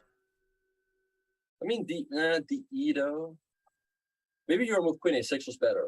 So in case white takes, we can take an a1 and take an e5. Yeah, exactly. No, I like queen a6, and I think black's position is passable here, but Eric could also. What is the alternative? Go the knight alternative c8. c8. It's passive, but Yeah, but it's well, I don't playable. really see how black is going to coordinate his pieces. I feel like they're all stepping on each other's toes. I agree. Although I guess you go, let's say d6, bishop d7, bishop e7, and kingside castling. But again, like if white ever gets, let's say d3, bishop d2, e3, that will be very unpleasant to deal with. Agreed. So this is a big fork in the road. I think knight c8 and cb are both viable options, but they lead to completely different types of positions. So I'm very curious what Eric is going to choose here. I feel like knight c. What is more the Eric move to you? I feel like CB. I guess CB. CB. Yeah, he likes activity. So yeah. I was opening my mouth to say that exact phrase. Eric doesn't do well with and nobody. Okay, there are players who are okay with all of the pieces being on the 8th rank, and they're gonna wiggle their way out of it. But Eric is not one of those players. Yeah, their name usually starts with an H. Yeah. Their name usually starts with an H. Oh, Hansen. I was gonna say Hikaru. Oh, people who are okay with wiggling out of the back ranks. Yeah, okay. Why couldn't I remember a player whose name starts with an H? Right. Anyway, so he is still thinking here. I guess CB is the way to go. I mean, you do win a pawn. You have the two bishops. You will have to face some sort of initiative from white. But as we said, as a queen a6, it seems manageable. And the endgame is out of the question, I imagine. Right. The endgame looks miserable. Le misérable. Yeah, the endgame is very bad. Because the rook is coming to a7. And although the evil bar is actually not unhappy about this. Can you believe that? It's giving equality in this position. Maybe black has a quick d5 or something, takes knight f4, or is that insane? We were wrong. Eric, admittedly after a long think, he does drop the knight back to c8. We were wrong. Okay, so where's Fedo going to go with his bishop? Yeah, bishop e2 seems natural. I think now is bad. I don't like it at all. f6. Okay, he wants to go bishop f7. White can go bishop c4 back now. Or do you go d5, takes knight d6? Oh. You don't, because I really don't want to go rook h8, because then where am I going to go with my king? Hard to say. Fedoseev strikes in the center, but I'm telling you, this is precisely the kinds of positions in which he thrives the most. Open board, he's active, and he can find all these unusual ideas. But Eric is playing this in a very circumspect manner. He brings his bishop to f7. And will he play the Philidor move? I think he will. I think with the move knight c8, he's sort of told himself like, okay, we're gonna play Philidor, and we'll just hope for the best. I mean, you don't want to go bishop d6, right? Although it doesn't look terrible. You castle on the next move, then bring your knight to e7. But yeah, it looks it's so not. flimsy. Also, you run into knight f5. Yeah, it's not really Right. what you want to do. Knight f5, knight c5. I mean, all sorts of shenanigans here. Yeah, perhaps just d6, right? I guess white will castle in that case, and you go bishop e7 as short castles. It shouldn't be too bad. Yeah. But No, I'm not too worried about the safety of Black's king. I'm more worried that Black's just going to get squashed. Yeah. Squished. I'm also pretty concerned about the fact that now he's down almost 3 minutes on the clock, and he gives up his... I don't like that move at all. I think, this is his idea. White is going to recapture, and then he wants to go ed and bishop c5 to get some control over the dark squares. I think there's something to be said for that. Interesting. What if White... If White takes and castles, then that doesn't look all that impressive. I mean, you still have rook to b1 coming, but I guess I just castle, and then I always have knight d6 to defend, even though that looks loose. And White's knight can always consider jumping into f5 at the right moment. That's another little thingy that White has. Maybe you go c3 here. Yeah. No, there's also something to be said for that. But I think Fedoseev definitely has to take with the rook here. I mean, taking with a pawn gives up all your pressure along the b file, so that doesn't seem like the right move. Yeah, back we go. He takes with the pawn. Oh, okay, so takes and bishop c5? What do you think he has in mind here? But I think structurally, Black's position is pretty bad. Like, let's say you just take, and we go short castles. Like, Black can castle as well, but White goes b4. I mean, the pawn on d7 is backwards. Your knight on c8 is still a problem. It looks, you have b5 as well, where then you have the idea to go a6, and if Black takes, then your pawns are split. So it looks really bad for Black structurally. Now it looks like normal chess. Black's position is really crappy. Really crappy. That knight on c8, the pawn, you're right, structurally, the pawn on d7. And the issue, you can never break free. I mean, if you go d5 here, there's elementary tactics that decide the game. Rook takes d5. And bishop c4, of course, is on deck. So Eric is saddled with this terrible pawn, weak light squares, and just uninspiring piece placement. Yeah, I think now b4, b5 looks really tempting for Fedoseev, asking Eric the question, like, is he going to allow a6 or split all of his pawns? Yeah, Eric has his back against the wall here for sure. And Fedoseev, he's just so confident in these positions. Look how quickly he's playing queen a2 check, b5. It's all very easy. Yeah, so queen a5, I think the right move from Eric. Trying to get the queens off the board. I think Fedoseev definitely has to keep them on with a move like queen a2. I guess Black will go king h8, and a b5, perhaps after knight d6, you're still hanging on. So you allow a6 there? Yes, even though it looks scary.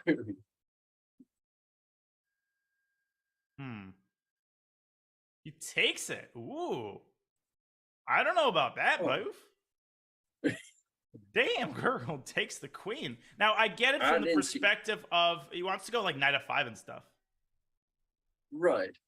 So how I feel like Black should take with the pawn. I mean, you can take with a knight, but now f4 comes with it. But f4 knight g6.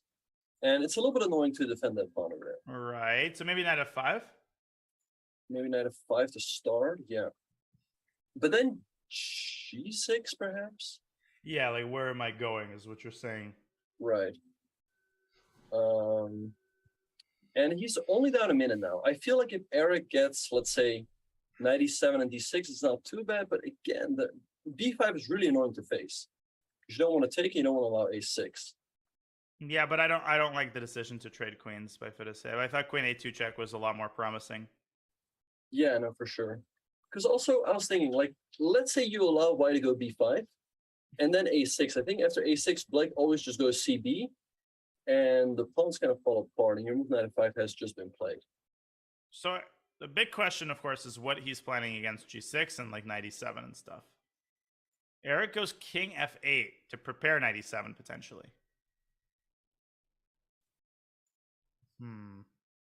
Does it feel to you that Fedoseev is starting to lose his advantage, like bit by bit?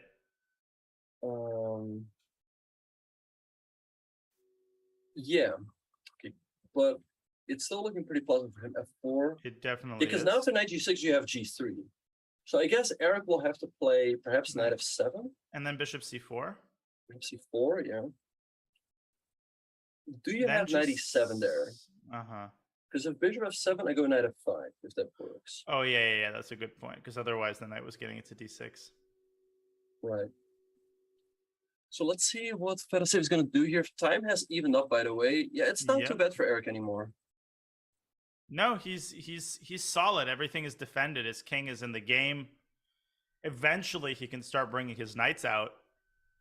I feel like at this point, you know, white's still better, but it doesn't feel nearly as bad as it did like 5 moves ago, and the queens were still on the board. Right. And he's up on time, which is important. Yeah, and just to remind everybody, if this game ends in a draw, we will have an Armageddon. And Danya, I believe Fedoseev will choose the color there because he was the higher seed going into the knockout. Yeah, and they will bid for time. Or no, they do not bid for time. They do. Sorry, he chooses the position. What am I on? Yeah, he chooses the position because he's the higher seed, but they bid on time, as is standard by now in the last couple of online tournaments, where white gets 15 minutes and black gets whatever was the lower bid. He bid? No, right. Whatever he bid. Exactly. Okay, so G6 by Eric. Wait, BC. No, BC? you can take with the pawn. You can take with the D pawn still. Oh, but okay, BC is 94. 94? Wait, 94, how do you defend there? Because 96 is a threat, position, and knight C6 as well. No, Eric missed BC, it's quite clear. I think Eric missed BC. Uh-oh, it's on the board. 94, 94, this is I don't really, see really how bad. you defend. And for people who are like, why is this a problem? Because the E6 square is now a huge weakness, and the threat of knight takes C6 means after king E7, white has the move A6. No, but knight C6. Knight C6, no? Oh, yeah, or immediately. Yeah. Because the rook is defended. I missed that the rook was defended, sorry. So rook D6, but it feels extremely loose for Eric. A6 is now a move Fedoseev could consider, but I guess you still have it covered with a move like B5. He's hanging by a thread.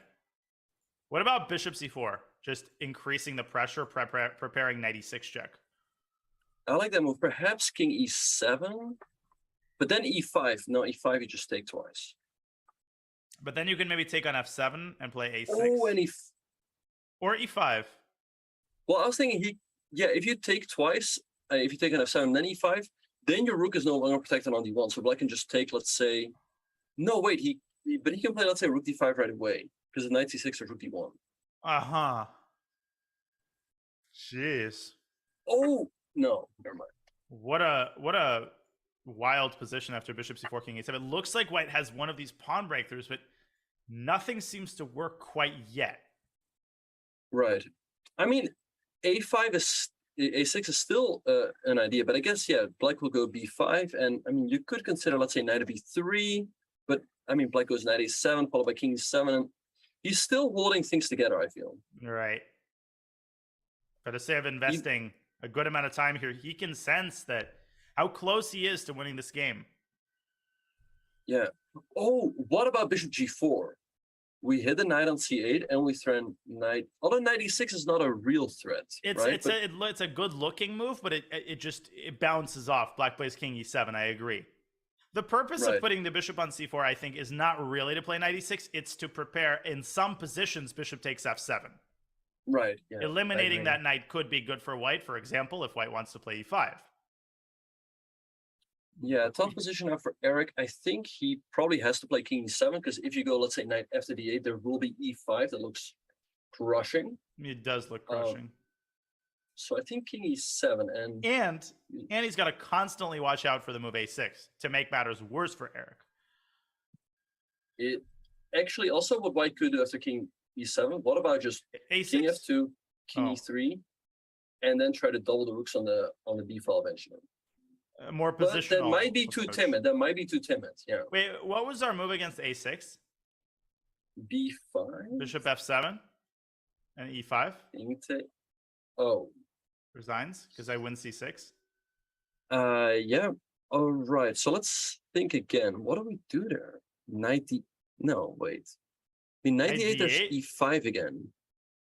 Yeah, but e5 you take and go rook d7. I mean, I'm not saying this position is amazing, but I think here black is holding on. Hold things together for now. Yeah, you're right. Jeez, this must be so frustrating for Fedoseev to get a position like this and just not be able to find the crushing blow.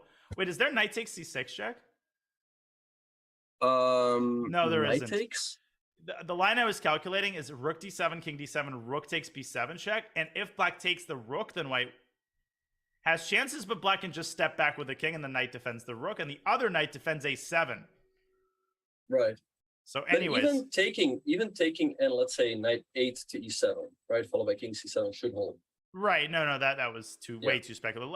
Let's rewind back to the current position and see what Eric plays. Because I think he has to play king to e6.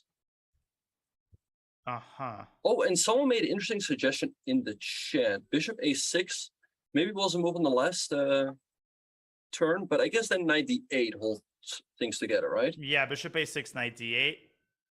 It does seem like it is watertight. Okay, Eric's got a move here, but I think king e7 is the only move, right? I don't see anything else. I don't see anything else for Eric. Yeah, because again, knight d8, e5 looks crushed. Although, is that you want to play rook d7 so bad there? after taking rook d7? I don't like the look of it at all. But but knight e6. No, you go knight knight e6. You go knight e6. And No, knight knight c5. e6 king. No. Knight e6 king e7 take on d7 and rook d1. Oh, you win a piece. Beautiful, beautiful.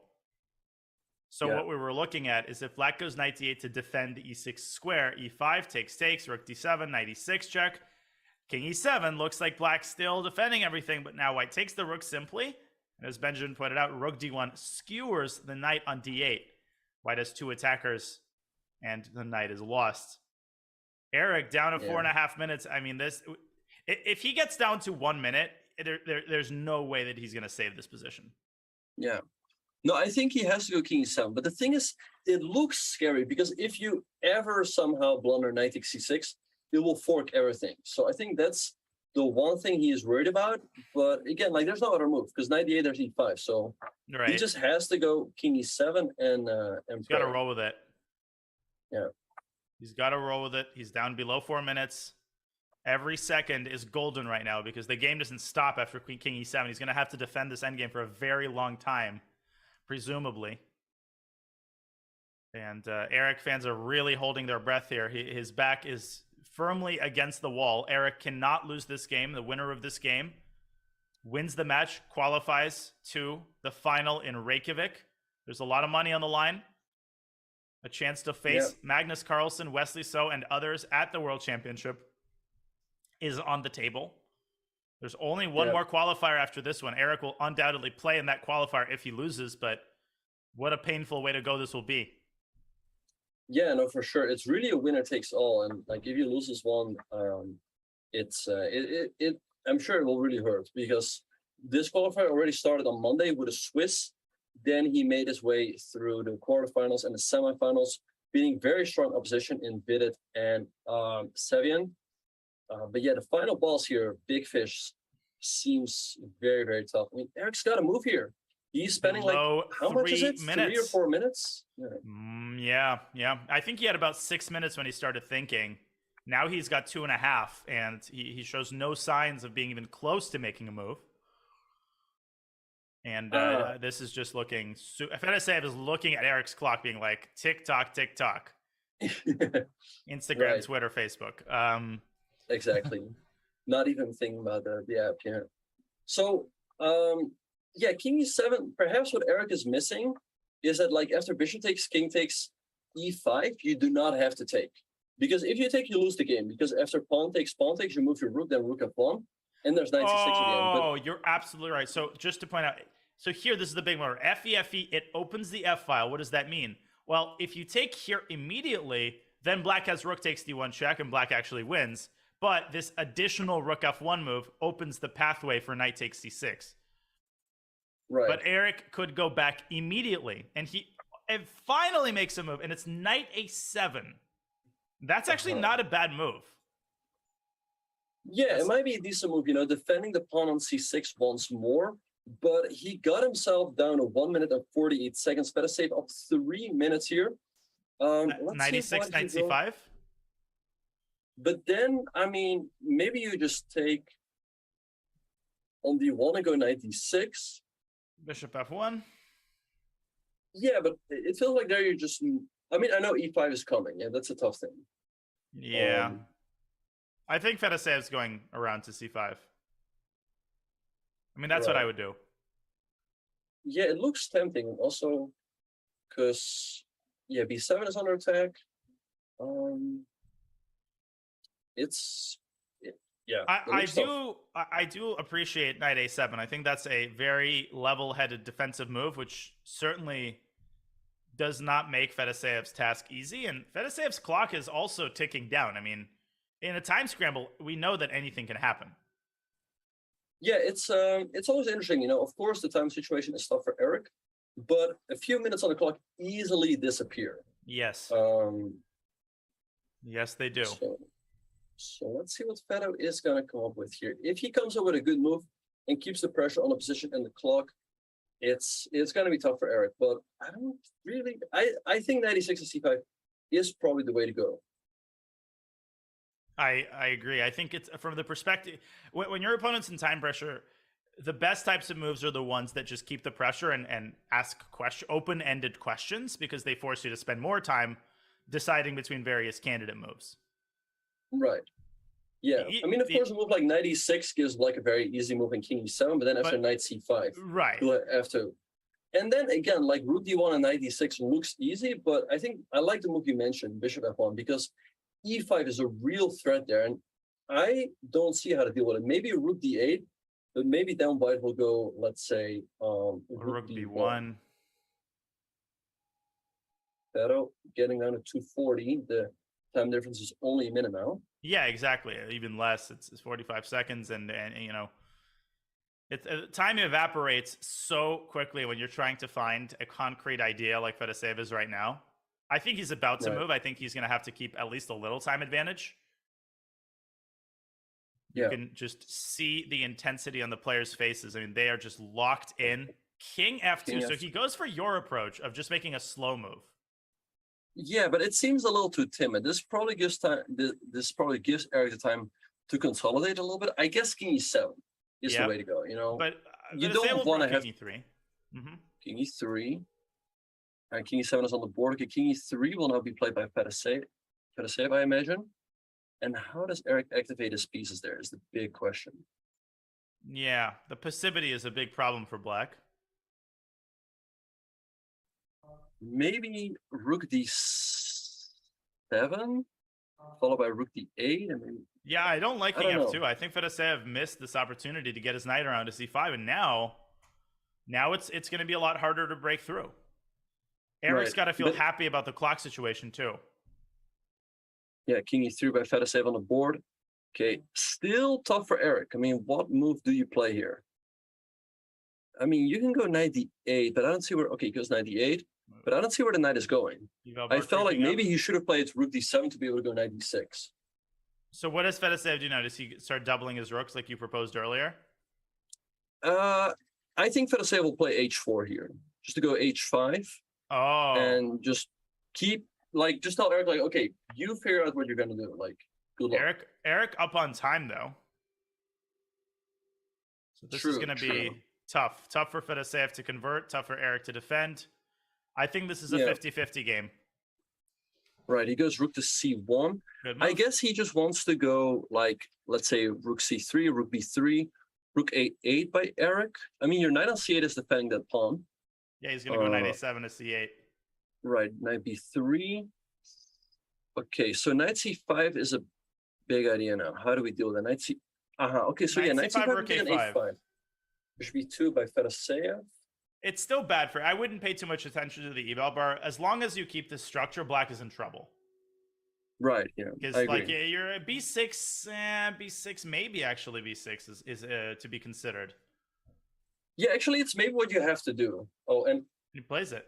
maybe so, like I saw Fedoseev being disturbed. Maybe someone just came into the room or something. But b6, good move by Eric. Because after it takes knight c5, it looks tough. But I guess you just go knight d7. Fedoseev is losing, is squandering his entire advantage here. There's also rook a3. I mean, forcing the king back to f2. I think we're going to see a draw. I think we're going to get an Armageddon. Great defense by Eric. It would be insane if he holds this game together. I mean, it really is. Like, yeah, very impressive. So take with the rook, I imagine. This is not even rook a3 check. You could throw in. Yeah, nice move by Eric. I like it. Okay, rook takes now, and the knight on the 8 really holds everything together. Yeah, pretty Rook soon c2. we're going to start talking about like black pressing here if the knight gets active. I mean, it's still super unpredictable what happens, right? Right. I Eric? think rook a7. I like the move. I think you want to put a rook on a2 or at least trade off a pair. So rook b2 by Fedoseev. Oh, there comes the knight. 96. G3, knight d4. Nice move. Threatening knight d4 and the pawn on f3. All right. And Knight d4. Is this Eric's game all of a sudden? Rook d2, maybe c5? Rook c4. Good move by Fedoseev. Forcing. Okay, a trade is a draw. I think Eric's going to take it, yeah. Although, how is... Yeah, because you go... A2. No, but how is it a draw? How is it a draw? Rook a2, rook a2. I take rook a2 and take h2 and I defend No, but I go... h7. You defend h7. Yeah, it's a draw. Yeah. Unbelievable. We're going to get an Armageddon. What a treat. What a treat. Crazy. Or is one of them still going to play on here? Well, Fedoseev's going to probably play on. He's from... Ooh. It's going to be a little careful. What is the cleanest way to make a draw here? I guess h5. I would go h5. I've seen Fedoseev win, like, the craziest positions. He has that skill. Like, Magnus has that, too. Right. Eric getting a little nervous here. He goes yeah, G5. Eric has to avoid getting nervous. I mean, F5? f5, h5 seems pretty clean to clean everything up. h5 now? Yep. Just don't make a random rook move. And h5, yeah. I mean, take, king e3. White is... Still, king e3. King e3 is a dangerous move. Rook h... I mean, it's still a little bit... Wait, check? Check. Don't go king d6. Yeah, but you just go back. It's... King f3, rook h4, or check. Wait, but check king g4. Okay, check. Yeah, no. This is a draw. King g4, though, you just go rook h4. No shenanigans. Rook h3. So repeat the moves. Or is... I think Fedo's going to play on. But there, you just go rook h4. And white will have to go... Yeah. But rook a3. No, yeah. It's going to be a draw. Rook b3. Literally, there's nothing white can do. I mean, I don't... Rook c3. Eric's not going to blunder his rook. Yeah. No, both kings are cut off. They cannot do anything. And it is a draw, ladies and gentlemen. Unbelievable. I don't know. That was phenomenal defense by Eric. He found so many accurate moves. And he, like, Fedoseev, the king f2 was the moment when things started going wrong for Fedoseev. Yeah. If he would have found knight e6 and knight c5, I think he wins the game most of the time. I think so too, especially looking at the time. Like Fedoseev going into this thing had almost 5 minutes on his clock. Like knight c5, it feels like it poses unsolvable problems. I don't see how Eric, like how he's going to defend there, also with the time situation. But yeah, he played a bit too timidly. Well, we are going to go on a short break as the players put in their bids, and as we set them up for this decisive Armageddon game, where white will have 15 minutes and black will have whatever he bids. So we will be right back in a couple of minutes with more action from the World Fischer Random Championship to determine who goes to Reykjavik. We'll be right back. Stay with us.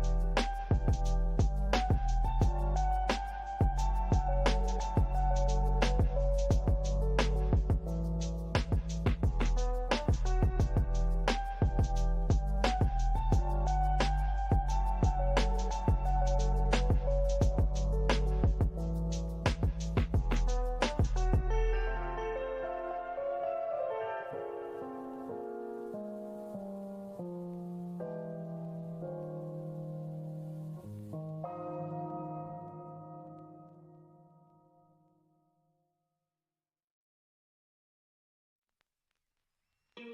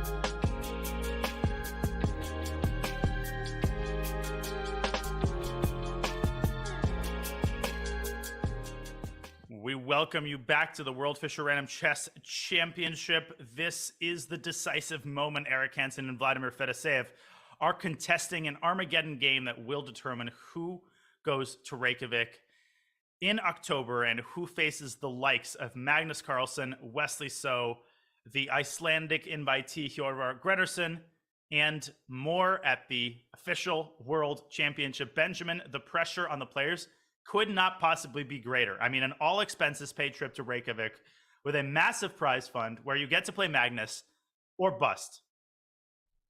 Yeah, no, that really is it. Like, it's really winner takes all. Like, you, as you mentioned, you get the World Championship, or, I mean, the loser of this match gets $500. I mean, it's of course not nothing, but after 3 days of work, that is will be quite a tough pill to swallow. So yeah, we'll see which of these two will handle their nerves better. We've had 4 games of 15+2, but since the score is tied, we will now move on to the Armageddon, where White will get 15 minutes, and the players made their bids. And Danya, what did both players bid? I'm still shocked. So Eric bid 929, and Vladimir bid 1210. So Eric absolutely hell bent on getting the black pieces. 929, Benjamin, 15 minutes against 929. That is, oh, I mean, Eric has been spending a minute just in the first move. That is quite a deficit. Yeah, I mean, you're down 5.5 minutes on the clock. It tells me, by the way, that Vladimir feels quite confident in his ability with the white pieces. Also, by the way, since he's the higher seed, he can choose the position, and he chose this one. And he clearly looked at it. That's the thing. Right. And I don't know if Eric did. Already, yeah, he goes knight at g6. A little bit faster. So, g3. Yeah, of course, 9 minutes is still quite a bit of time.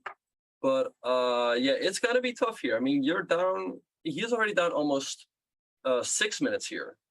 Yeah, that is a lot. And the thing is, okay, d5 by Eric controlling the center. Fedoseev choosing a slightly more offbeat strategy here in the first, here in the Armageddon game. I would hesitate to play a move like c4. I think White should prioritize his piece development. And if you are making pawn moves, I would consider a move like f4 to restrict this knight further. What do you think? Yeah, no, I like that move, f4. Yeah, again, turning it into a bit of a Dutch or a stone wall. And I like the fact that White is controlling quite a bit of squares. G4 by Fedoseev. He's grabbing a lot of space. And again, How is Eric gonna bring his queen into the game? Is the main question that's on my Well, mind. but okay, I mean, bishop e7. I think Eric is eventually going to play a5, a move that will probably give Fedoseev nightmares if he sees it again. Right. And a4, a5. But I agree, you can't really bring the queen in through conventional channels because it'll just stare at the d5 pawn. Eric, by the way, getting an 8.5 minutes. Yeah. Fedoseev still 14 minutes on the clock. That time gap is only becoming bigger and bigger. Bishop d7 played in the meantime. But yeah, it also tells me that Fedoseev probably was quite confident with the white piece. I mean, if you bet 12 minutes and 10 seconds, that is quite a bit of time. And it also tells me that Eric probably really wanted to play with black and with draw odds. And we add that there is no increment in the Armageddon game. Once again, there is no increment in the Armageddon game, so flagging is very much on the table. If it gets down into a time scramble, if we saw the rook endgame from the last game, that would be decisive. One of the players would flag the other. And of course, in an Armageddon, if you're new to chess, that means black gets draw odds. If the game ends in a draw, then black wins. Eric advances to the World Championship. b6, I like that move by Eric to restrict the knight on b3. Yeah, it's a nice move. And now the question becomes, is he going to go a5 later on? Or I guess for now, well, actually, where do you go with the king? I don't really want to go kingside castles because white is preparing some sort of storm on that side of the board. But I also don't really want to go queenside castles. Yeah. Now I don't want to go kingside castles for pretty obvious reasons. Right, yeah. But then again, where is white going to castle? I guess maybe they just keep their kings in the center for now. Yeah. What do you think about a move like f6 for Eric? Is it too weakening? It's an interesting move. I guess white will just continue with g5. Yeah. Oh, yeah. Sorry, I missed g5. Because I wanted to play f6 and e5 and build up a little center. But yeah, that's why Fedoseev played g4. I like Vladimir's position. I think he's gotten exactly what he needs to get in an Armageddon game. It's a complex middle game, which demands a lot of time usage from Eric, who's down to 7.5 minutes now. He spent 2 minutes on 7 moves. Yeah, it's of course 7 minutes and 20 seconds is still quite a bit of time, right? Like in a normal blitz game, you start with 3 minutes and you can still make a lot of moves. But if your opponent has, all the time that Fedoseev has, he really can spend his time and come up with some very nasty move and pose some real problems. So let's see what Eric will play here. He's getting under 7 minutes already. Yeah, he spent over a minute on this one move. It's only move 7, and nothing. The position is still extremely undefined. No, this is trouble. This is trouble for Eric. I did not like his bid. It was a bold bid, but with every ticking second, it's looking more and more like a dubious bid. Yeah. Can he? Rook c8 and c5. I don't know what to do. Maybe invite Gary. c4. Yeah, I think the problem really in Fischer Random is that it's so random from the beginning. Like in a normal game, you can quickly throw out your first couple of moves and the time deficit doesn't matter as much. But given the fact that the position is so original, it's really tough. And we see Eric, I feel like Eric is frustrated himself. Like, Eric, move. That's probably what he's telling himself right now. Eric, move. Make a move, Eric. Yeah. It's so slow. Yeah. You're just so slow. And probably he adds another couple. Yeah, there's a couple words that we will not repeat in our commentary that Eric might have said in his commentary. Check out Hansen Eric. He is streaming on his personal Twitch channel if you'd like Eric's POV. And what do you make of this position? c5, the b file has opened. Is Fedoseev going to come back to b3 with his knight? I like the move c5 by Eric. Also, it clarifies the position a little bit. Yeah. But let's see where Fedoseev is going to go. I guess he has to go to b3, because if you go to f3, you always have to reckon with the move d4, although I don't know if that's an issue right away. But there's another issue. If you go to b3, I might have the very unpleasant move a5. And you might just go a4, kick the knight, and then go a3 to threaten. And I would do it here anyway. Vladimir takes the rook first. He trades rook. How does that impact the move a5? A5 looks really unpleasant for white. Can you take on c4 and take? I mean, I don't think so.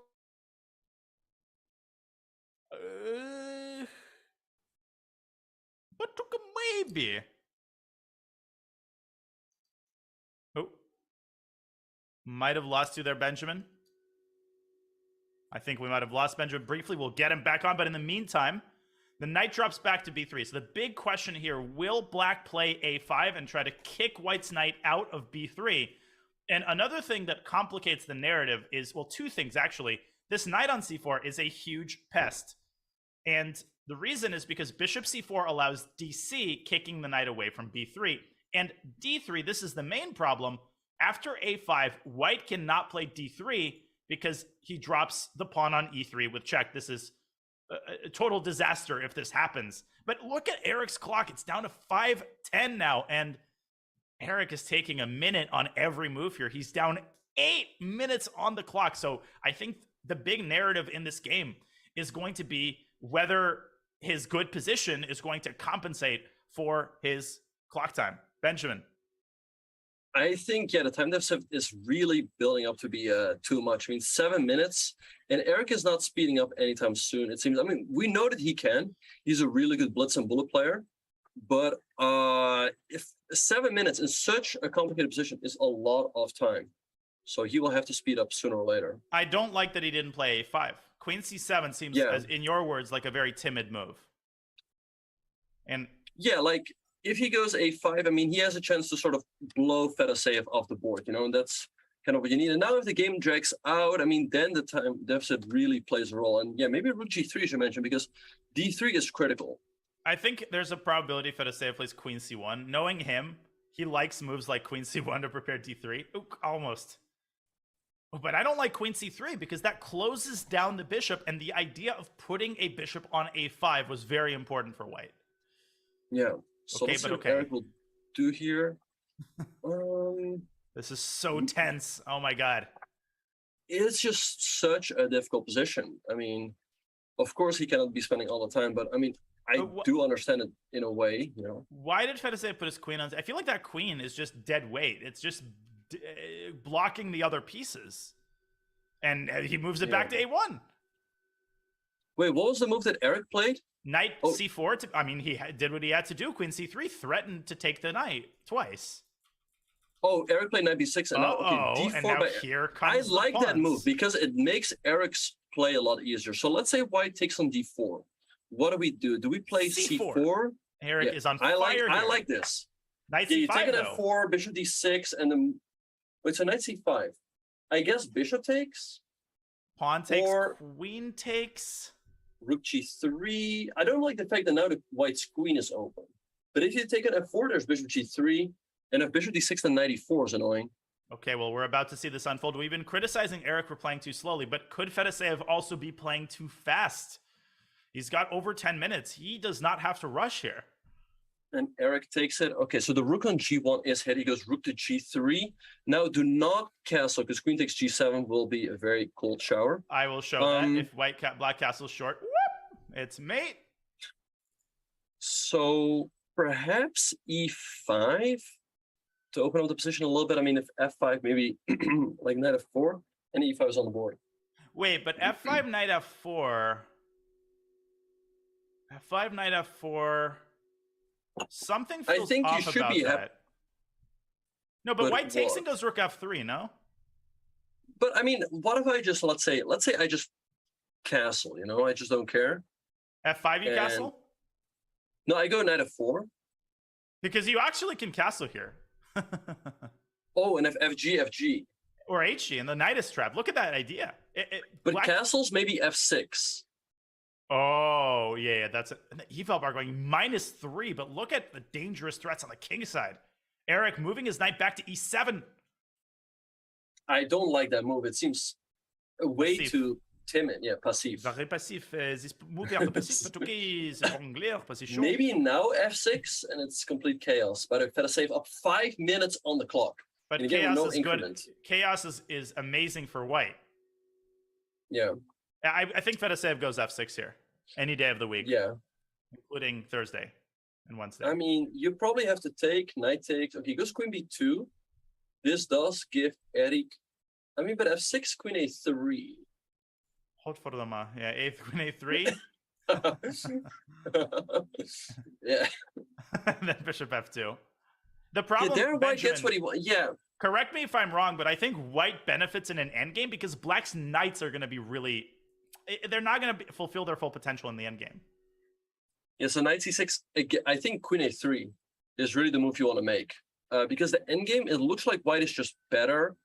c4 is weak. White is some sort of annoying clamp on the king side. And queen a3. Yeah, this is starting to get iffy for Eric. I'm going to be pretty harsh here. I think after the queen trade, Black is practically lost. I mean, if you're down 5.5 minutes in a slightly worse endgame, I think there's just no chance. No, you're 100% right. Eric, the worst thing to do is to get into a long-term endgame where Fedoseev can torture you for 5 hours. So queen d4 is right from an objective, from a practical standpoint. Can Fedoseev go c3 here? Then the queen goes to e4 and it has a pathway to b1. Right. Yeah, and the main problem is that Fedoseev is not going to torture you for 5 hours, but it's just going to torture you for 3.5 minutes. Out. Yeah, yeah. Question. So bishop g2 maybe now? Oh, wait, Black is... Or c3 and bishop g2. Well, actually, bishop g2, it allows queen a1 and knight d4. But I think what Fedoseev should do is go c3 and bishop g2. Yes, this check looks scary, but I just go to e2. Right. Yeah, no, I think you're right. White's king looks very safe there, and look at Black's king. No, Black's king is in terrible shape. Queen d6 is coming. f6 is coming. Knight takes g7 is a threat. I think bishop g2 looks really good for White. Yeah, queen b1. Fedosev's playing bishop g2, of course. Yeah. I don't think Eric's going to hold this together. King e2. I don't see a move. Maybe king c7. But just run. Yeah. But bishop f2. The other bishop comes out. Uh-oh. Look at this. Look at this. Oh. Queen b5. Knight g7? Knight g7. Knight g7 is a pawn, and it's an easy tactic. Fedosev's going to see that when f8. And it's a pretty important pawn. I mean, like, let's say Black moves the king. Maybe just go knight h5 back and then knight f6, and that hurts. That is why it's an important pawn, because once the knight dials it back to h5, it can reshuffle to f6. Yeah, all of Black's squares are all of a sudden weak. Queen d6 played by Fed. Knight c8? Or maybe he thought this one was better. Oh, knight c8, there's queen d5, and I think Fedoseev is going for your approach of getting it into a long-term endgame. He's still up 4.5 minutes. Yeah, that might be Eric's best continuation. You know, queen d5 trade and knight d6, but again, it looks really tough after, let's say, bishop f2 to c5. Yeah, exactly.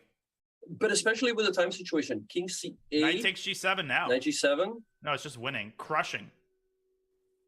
He missed it again. I can't believe Fedoseev's not taking on g7. But what is Eric gonna do in the meantime? It's still terrible. It's still absolutely terrible. You can go rook d8, but it doesn't create a single threat. Is e4 a move in case of takes rook e8? Yeah, that's kind of a shot in the dark, though. Takes rook e8, rook e3. Yeah, I don't know. It feels like he's f6, okay, knight g7, knight g7. I mean, begging to be because played. you come back to e6, so knight g7 is game over.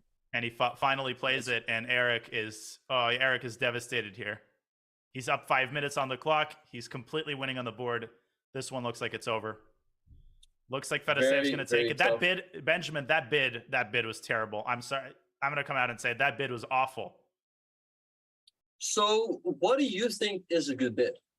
11 minutes. I wouldn't go anywhere below 11 minutes against Fedoseev in a Fischer. Because in a Fischer random game, you literally cannot play fast. You have to spend 3 or 4 minutes in the first five moves. No way around that.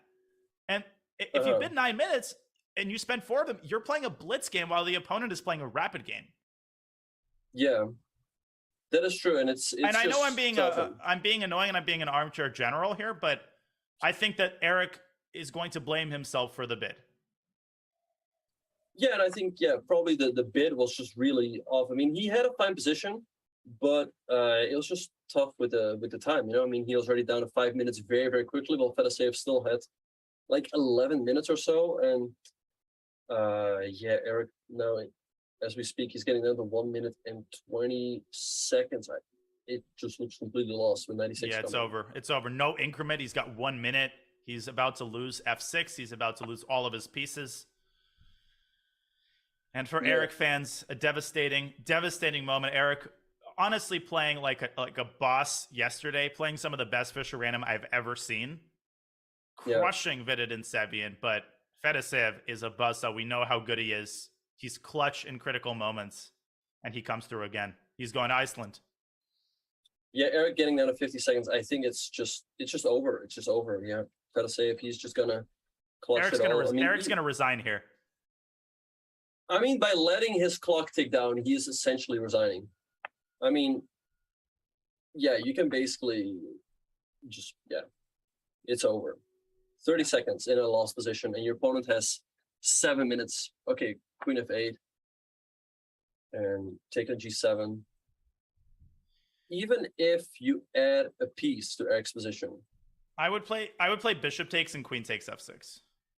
yeah, I like that one as well because you keep everything protected. Bishop takes, he takes, Queen takes F6, no chance. And look at Fedoseev. Any kids watching out there, taking 25 seconds, making sure that he's got everything covered, not rushing it, because he realizes the importance of the moment. Queen Yeah, G5. that's just over. Just Queen E5 or Queen G5. Yeah, Queen E5 check. F4. Queen F4. Literally anything wins, as long as he defends the D2 pawn. Well, as long as you don't blunder a checkmate Right. in the next couple of moves, you're gonna win the game. Even if you blunder your queen, you're probably going to win here. I mean, F6, F7. Yeah, Queen Knight A4. I think F6. Knight C3 though. F7. Check. King G1. Oh. I mean, literally, it is impossible not to win this. Impossible. Okay, Eric's going to resign. Yeah.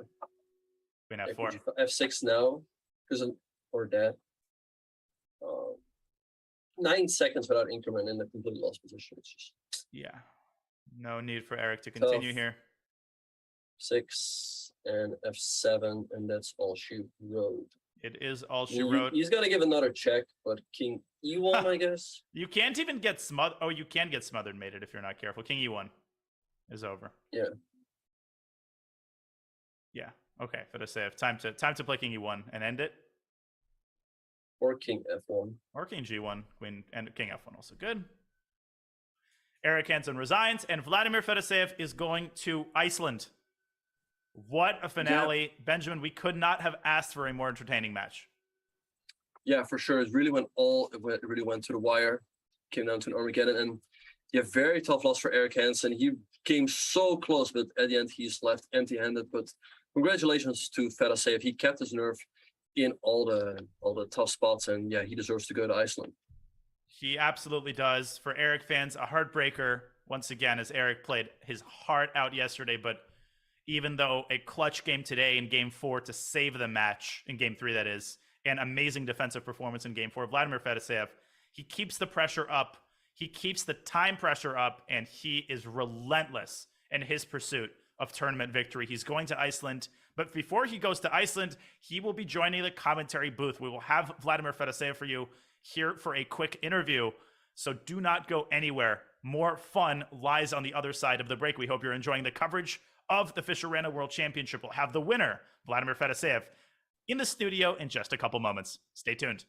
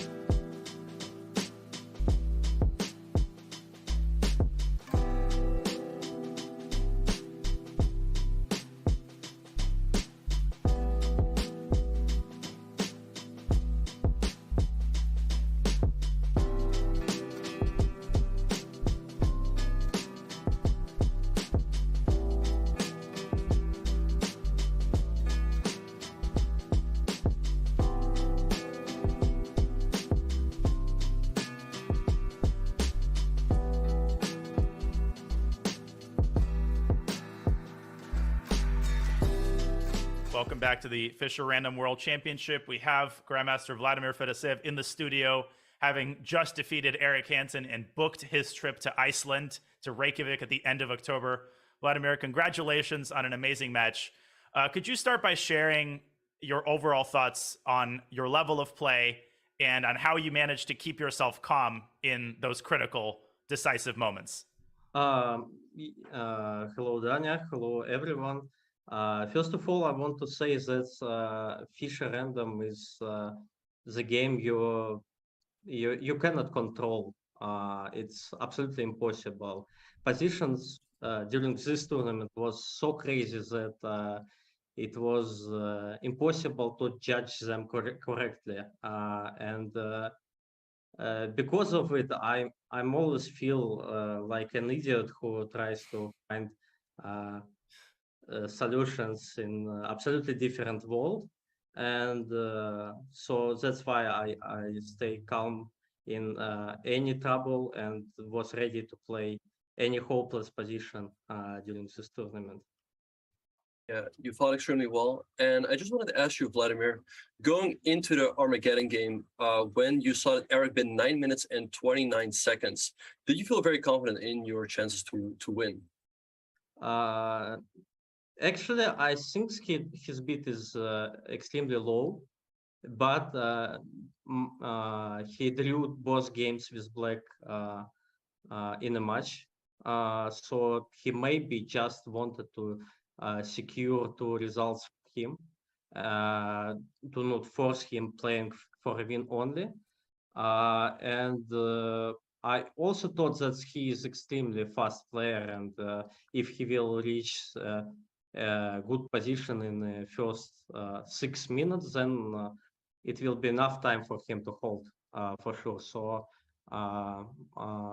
so I just tried to